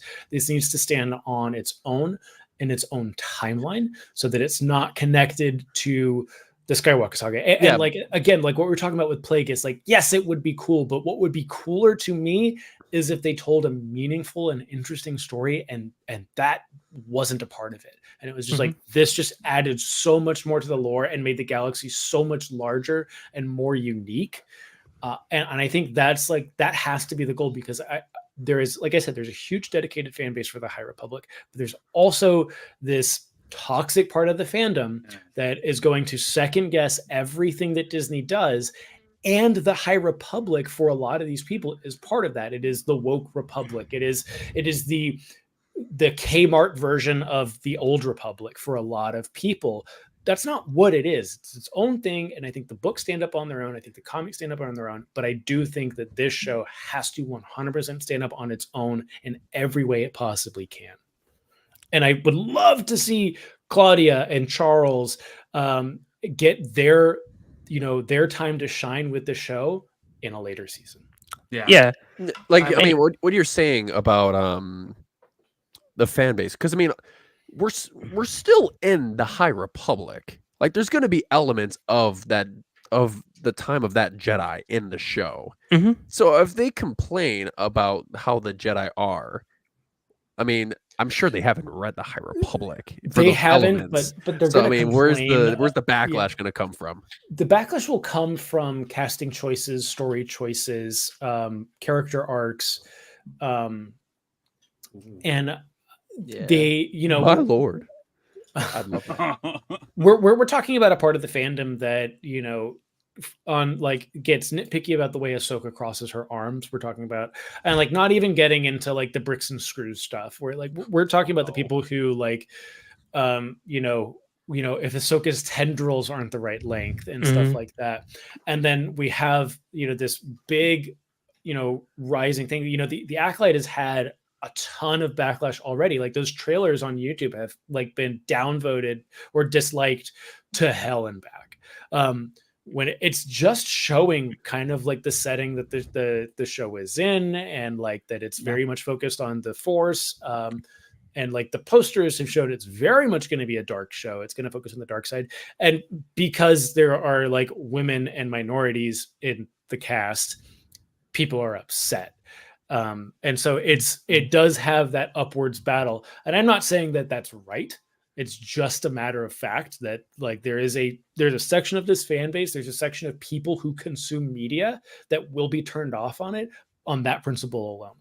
And I think, you know, like it or not, that's just how these fucking weirdos are. And they have an uphill battle. And that's why it is also extremely important that it does stand up on its own in every merit possible. So it's like, you have no fucking reason to complain. This is what you wanted. This is everything you've dreamed of. And it's here, and they delivered it. And what your complaint is, it wasn't a white dude. Eat shit, dude. Like, yeah.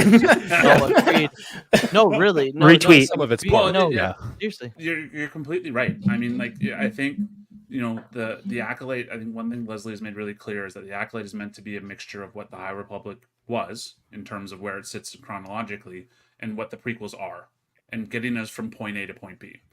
And somewhere along the line, you have to start bringing in that darkness. You have to start showing that change. So absolutely, I think that it needs to stand on your own. I completely agree with you.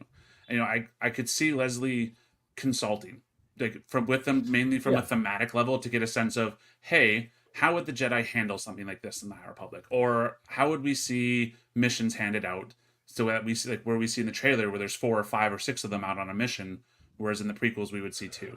That level of consulting I could see, but I agree with you. I think it needs to stand on its own.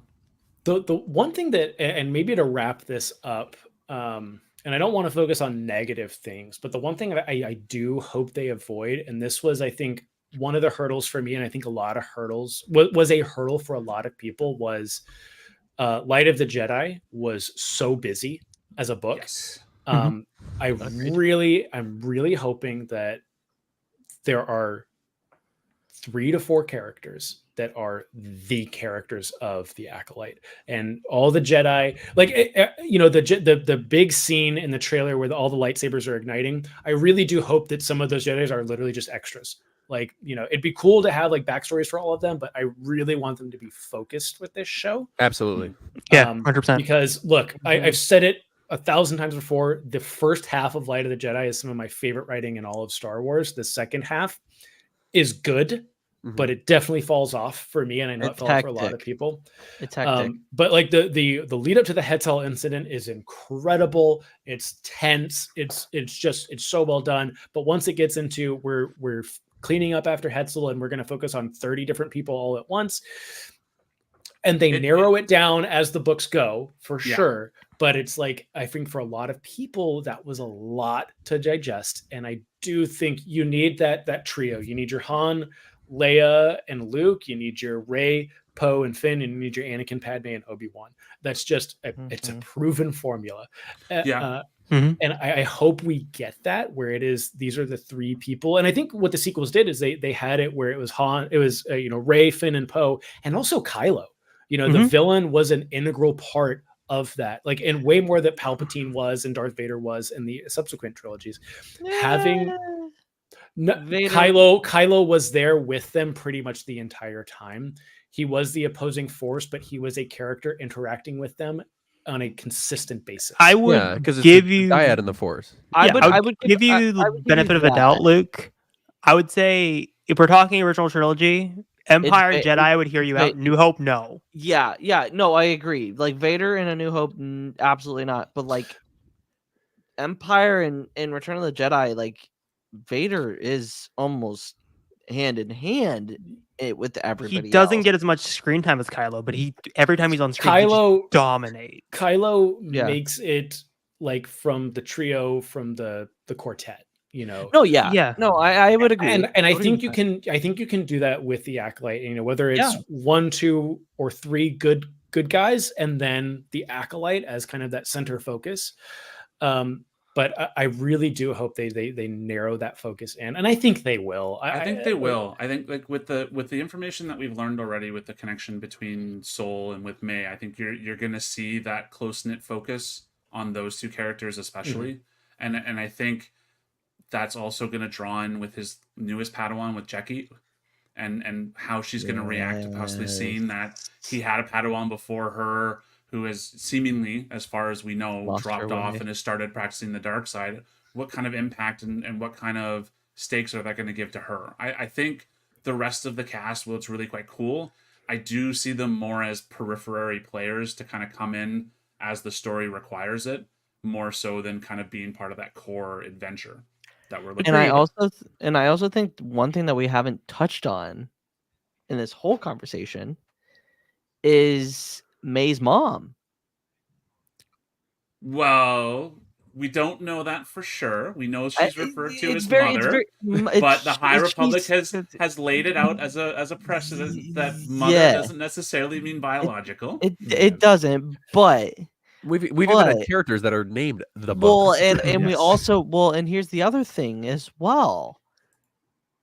We know, and this is confirmed in the trailers and in the red carpet, there are 2. Yes. One There of the are trailers 2. gave that away. If you are paying attention, there are 2 of a certain character. And that's where I will leave that. And that mother, I think, is going to have a pivotal role in like I see why things are the way they are. I see it almost as a parallel, and I'll do this in generic so as not to spoil anything, as to the story that we saw in Phase 2, Yes. where Agreed. that revelation came near the end. I see it as kind of a parallel to that. Yes. And I think that if that's what they're going to do, that's going to be a really cool dynamic to see how that plays out. And see the different personifications that are given to the role that you're referring to. Yeah. Agreed. Okay, so not to say we're not having a super engaging and wonderful conversation, but to close this out, I say we go clockwise, starting with Luke, going to Char, and ending with Nick. And I don't care how practical or outlandish it may be, what is one thing that you would see in this show that would put it at the top for you, like top Star Wars TV show? Luke. Plagueis. That'd be it. It would put it over Obi-Wan? Mm. It's got to be your top. It's got to be your top. What's the one thing that would be like Obi-Wan's great? Multiple things have to happen. And here's the thing. That's just not a fair question, because I don't care if it's fair. You need to answer it. Okay, I want the I want the lightsaber fights. I want them to completely change the narrative of what they said they want to beat Duel of the Fates. I want that to happen. I want that insane lightsaber prequels. Like, they're doing flips and shit. They're doing like all these things. I would like Plagueis. I would like some more Sith lore, because Leslie's did say this. The story is about the Sith. Yes, it's about the dogma of the Jedi, like them becoming closer to what they are in the prequels, but this is a Sith story. We need to focus on the Sith. And is it the Sith though? It is. Like, she literally came out and said that this is a story about the Sith. The Acolyte's connected to the hips of the apprentice, at least. That's literally what this show is. And I think, and this is going to be my long prediction, not just for this season, but for the 4 seasons, whatever, however Hit long us with it. this will lead to Palpatine. The last season will be Mind blown. What? No, but like You can do it. You can do a Bad Batch fast forward. Yeah, you'd type have to thing. do Mhm. something like that, right? That yeah, makes and you sense. can do Okay, that, that makes and better you can sense. do that. But I Matt think Smith? I was like, everything leads to that guy. It could be a holocron that Hold on, someone leaves or hold on, something like that hold that on, Palpatine hold picks on. up or something. Yes, like that. Matt Smith, Matt Smith, but not for Palpatine. Wait, are you saying Matt Huh? Smith should be Sheev, Huh? like baby Mhm. Sheev? No, Mhm. no, Young Steve. no, Young Sheev. no. Fuck that shit. Let him be Plagueis. Screw the moon part. Let him be Matt Plagueis. Smith as Plagueis? Plagueis. Ooh, I'm in for that. I don't That would be know. cool. I don't Wait, Luke. Okay, not him. But because we had this conversation yesterday, Matt Berry is Plagueis.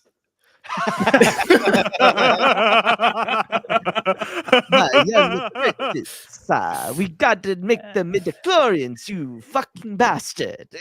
I mean, I really like the idea of Matt Smith as talking Tucson, Arizona. Plagueis, but Matt Smith as Palpatine would be so Matt interesting. Smith, But Matt do you Smith as think at Plagueis this point you could do that? Because I mean, like when they were talking about Matt Smith, that's one thing. But depending on how close you're going to get, you have to make him look fairly close to Ian McDermott, and that gets harder the closer you get. Well, he's to- young. It's a young Palpatine. It's not an old and Palpatine. no. But the thing is, like, I think you can get away with him looking a little different if he's younger. And maybe this is like the proof in the pudding that we need of like, you don't have to use AI to make people look like Please, other no, people. yeah, No. no. Like, just give us a new person and be like, this is Sheev Palpatine at age 19. but Fucking deal with it. But here's the thing: with where the show is located in the timeline, do you think we'll even get that far? Because Palpatine's born in '82 BBY. This is 20 years after the show. It's a time. It's like an epilogue thing.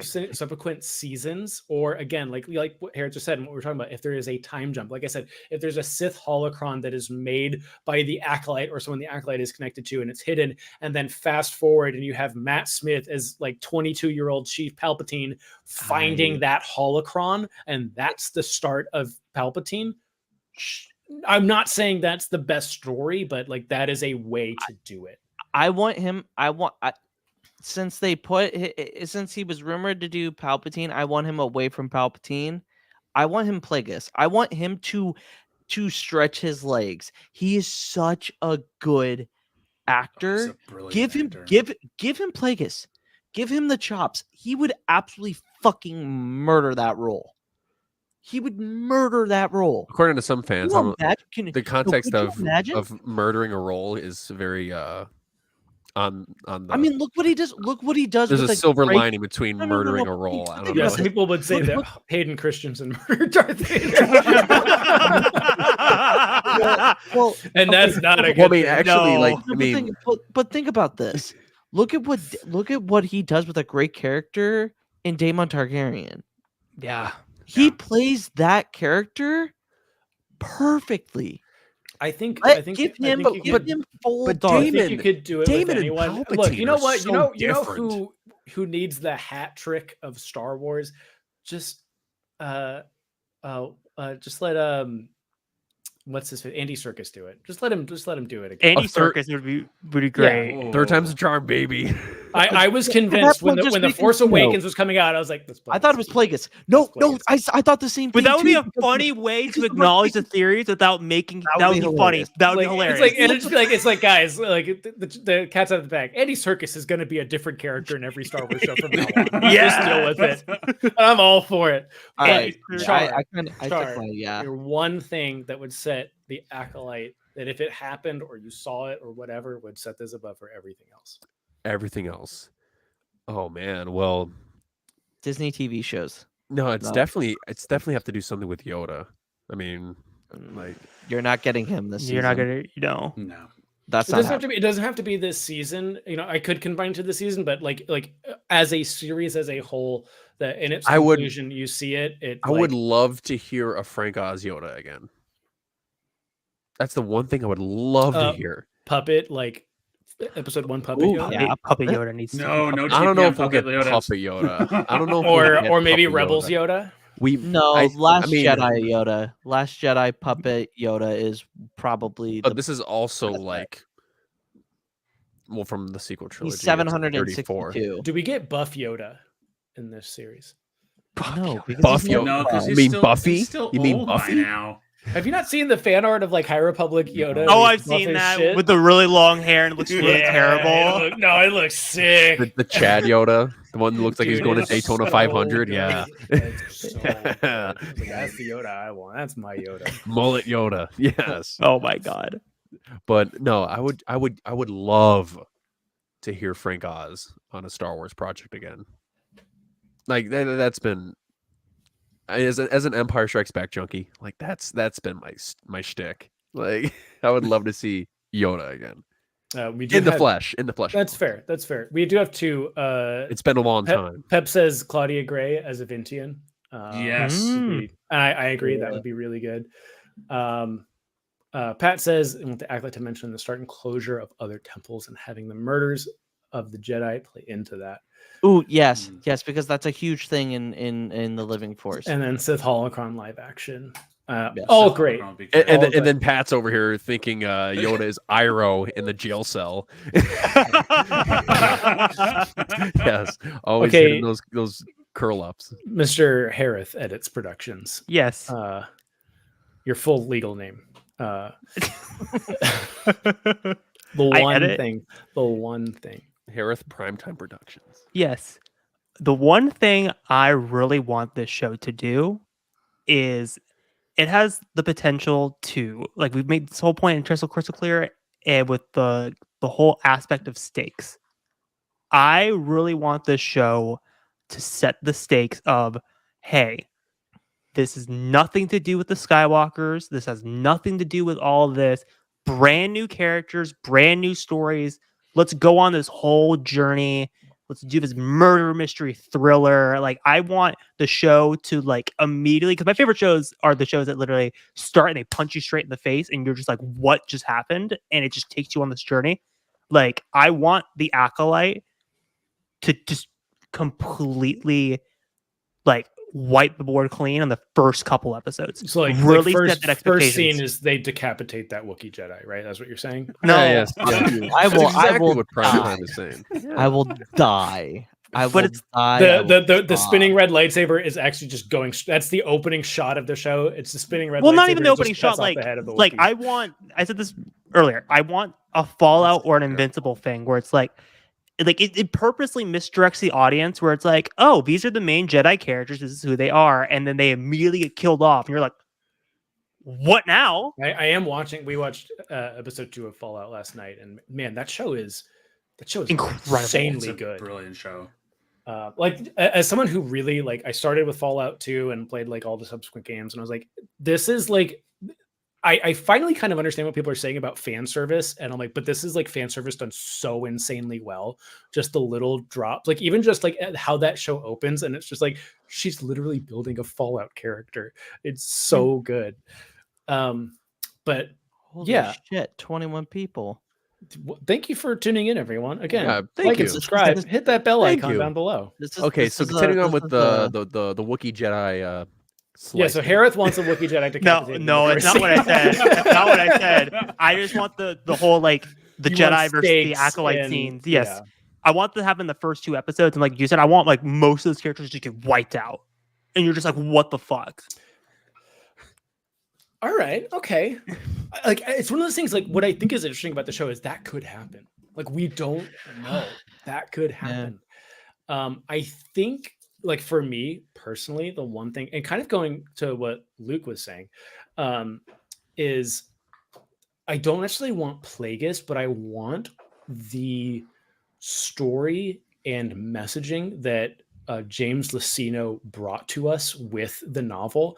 And, like, my favorite way that my friend Roddy brought up Darth Plagueis for people was, like, if you read it as though it's a religious text for the Sith, the book makes a lot more sense and has a much different vibe to it.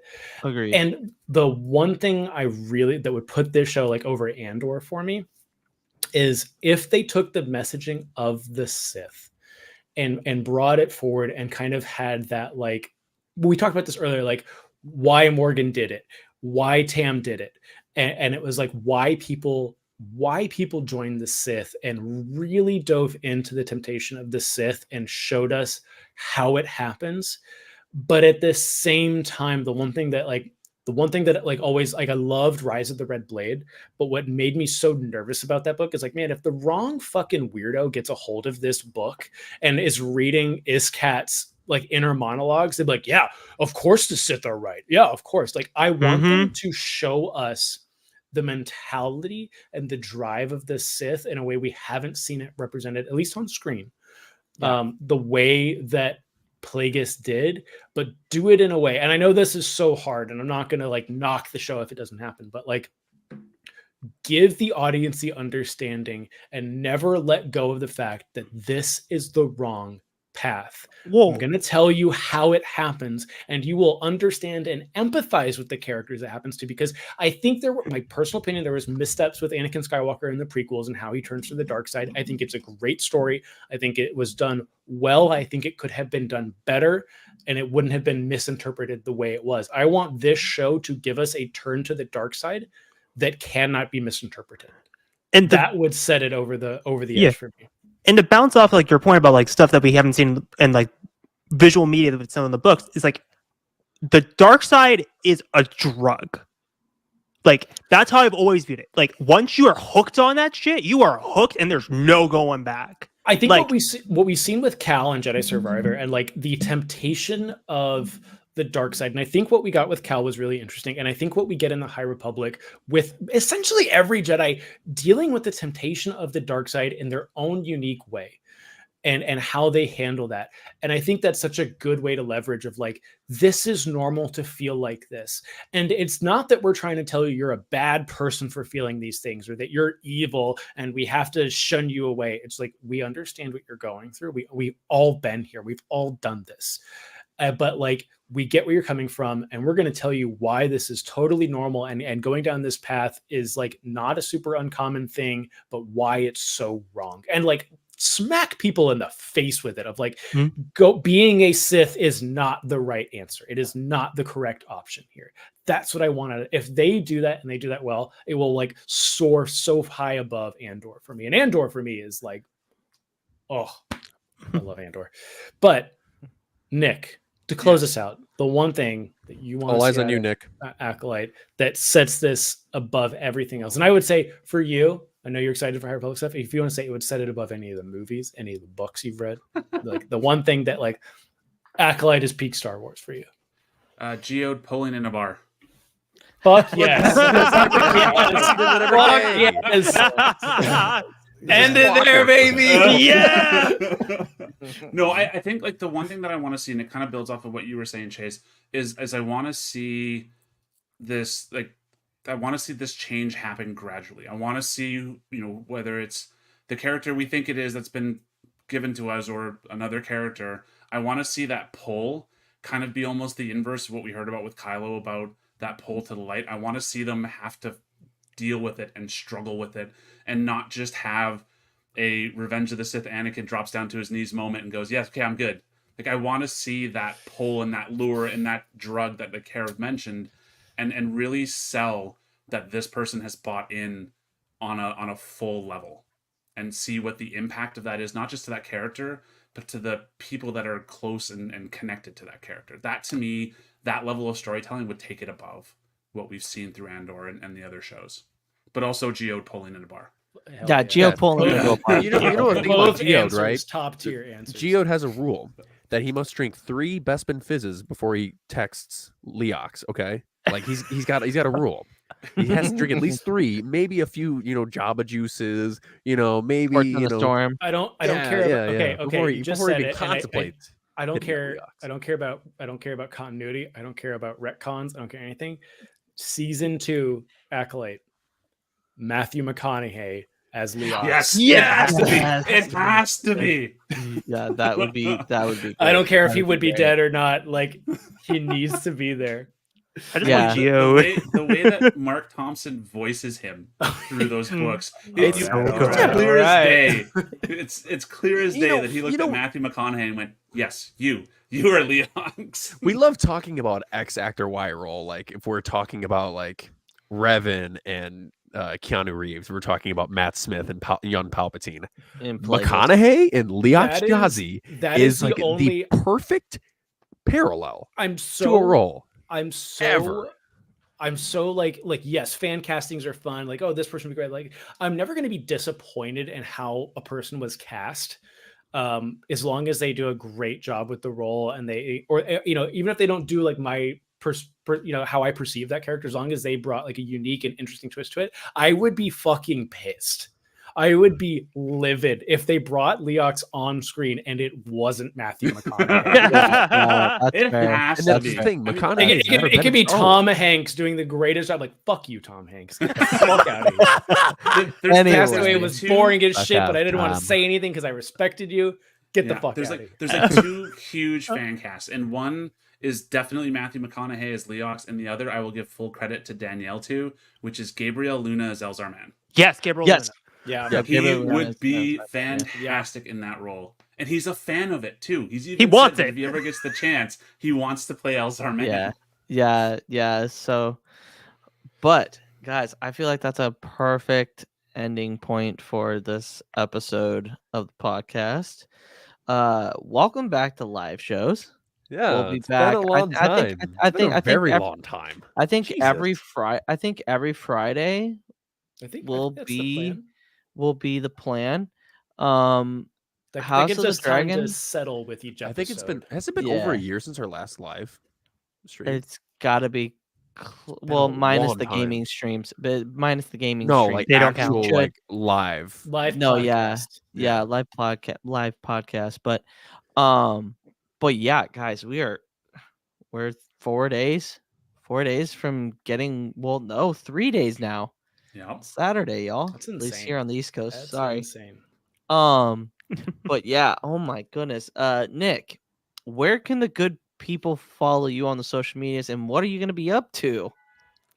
Well, I am going to be with you guys every Tuesday talking Acolyte, which I'm excited for. I'll also be making my own videos around some of the neat Easter eggs we might see during that, some of the other lore pieces that are coming up. In terms of where you can find me, it's N.A. Schmid on both TikTok and Twitter.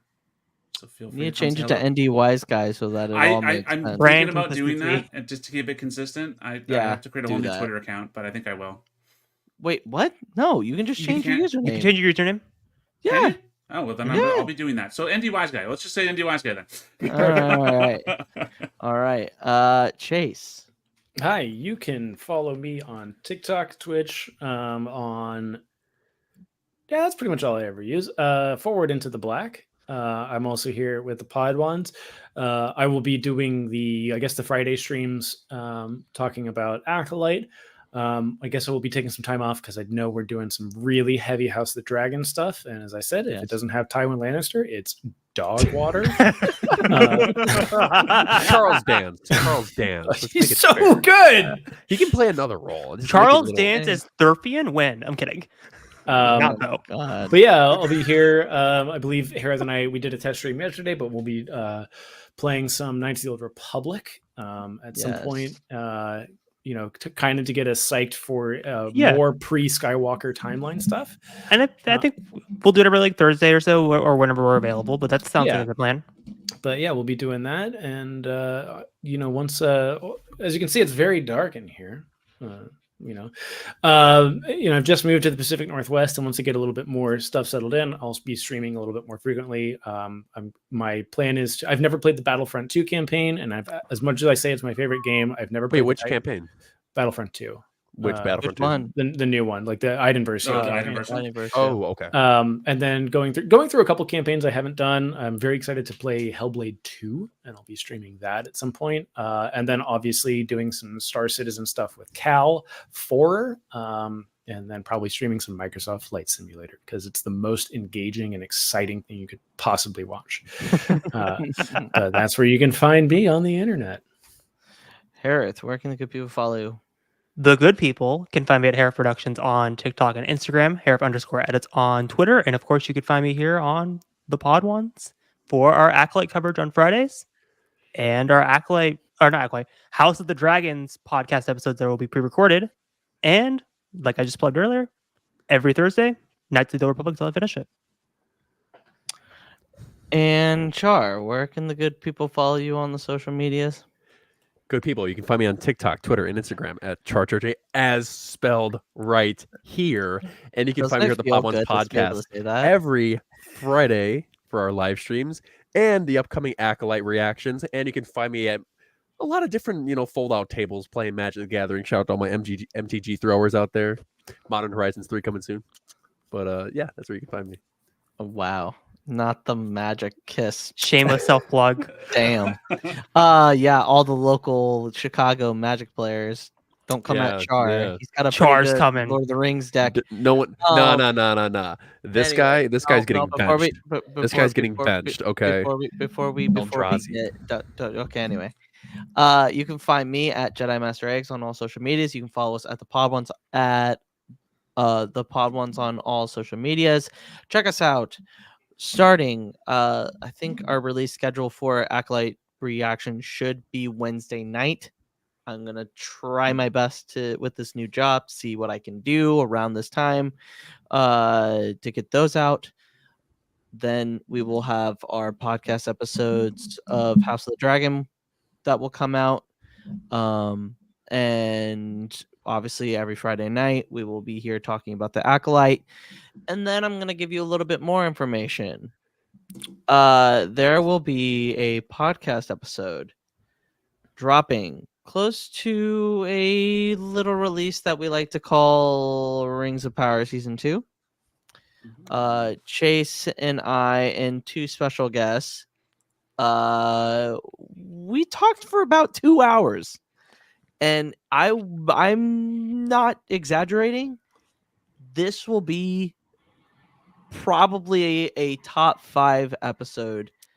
So you'll want to tune in for that. Especially because we recorded it and it was the day that Tom Bombadil got revealed. So I can imagine the Luke rant that came with that. There was a lot of conversation around that, a lot of interesting conversation about stuff. So be on the lookout for that. We will also be doing Rings of Power reactions as well. Chase and I will be doing reviews of that show as well, kind of like this form content. We might make that pre-recorded. It just kind of depends on how it does. But for the 21 of you that are watching on YouTube, Twitch, Twitter, go follow us on all of our socials. Help us kind of grow this thing, see if we can get new people in the stream, and we appreciate it. But that's gonna be it for this episode. Like, comment, subscribe, hit that bell icon, and check us out every Friday for not Friday Night Lights, but Friday Night Acolyte. Yeah, I'm damn good. That was good. That was good. But until next time, for Light and Life, we are all the Republic. May the Force be with you. Always. See you guys.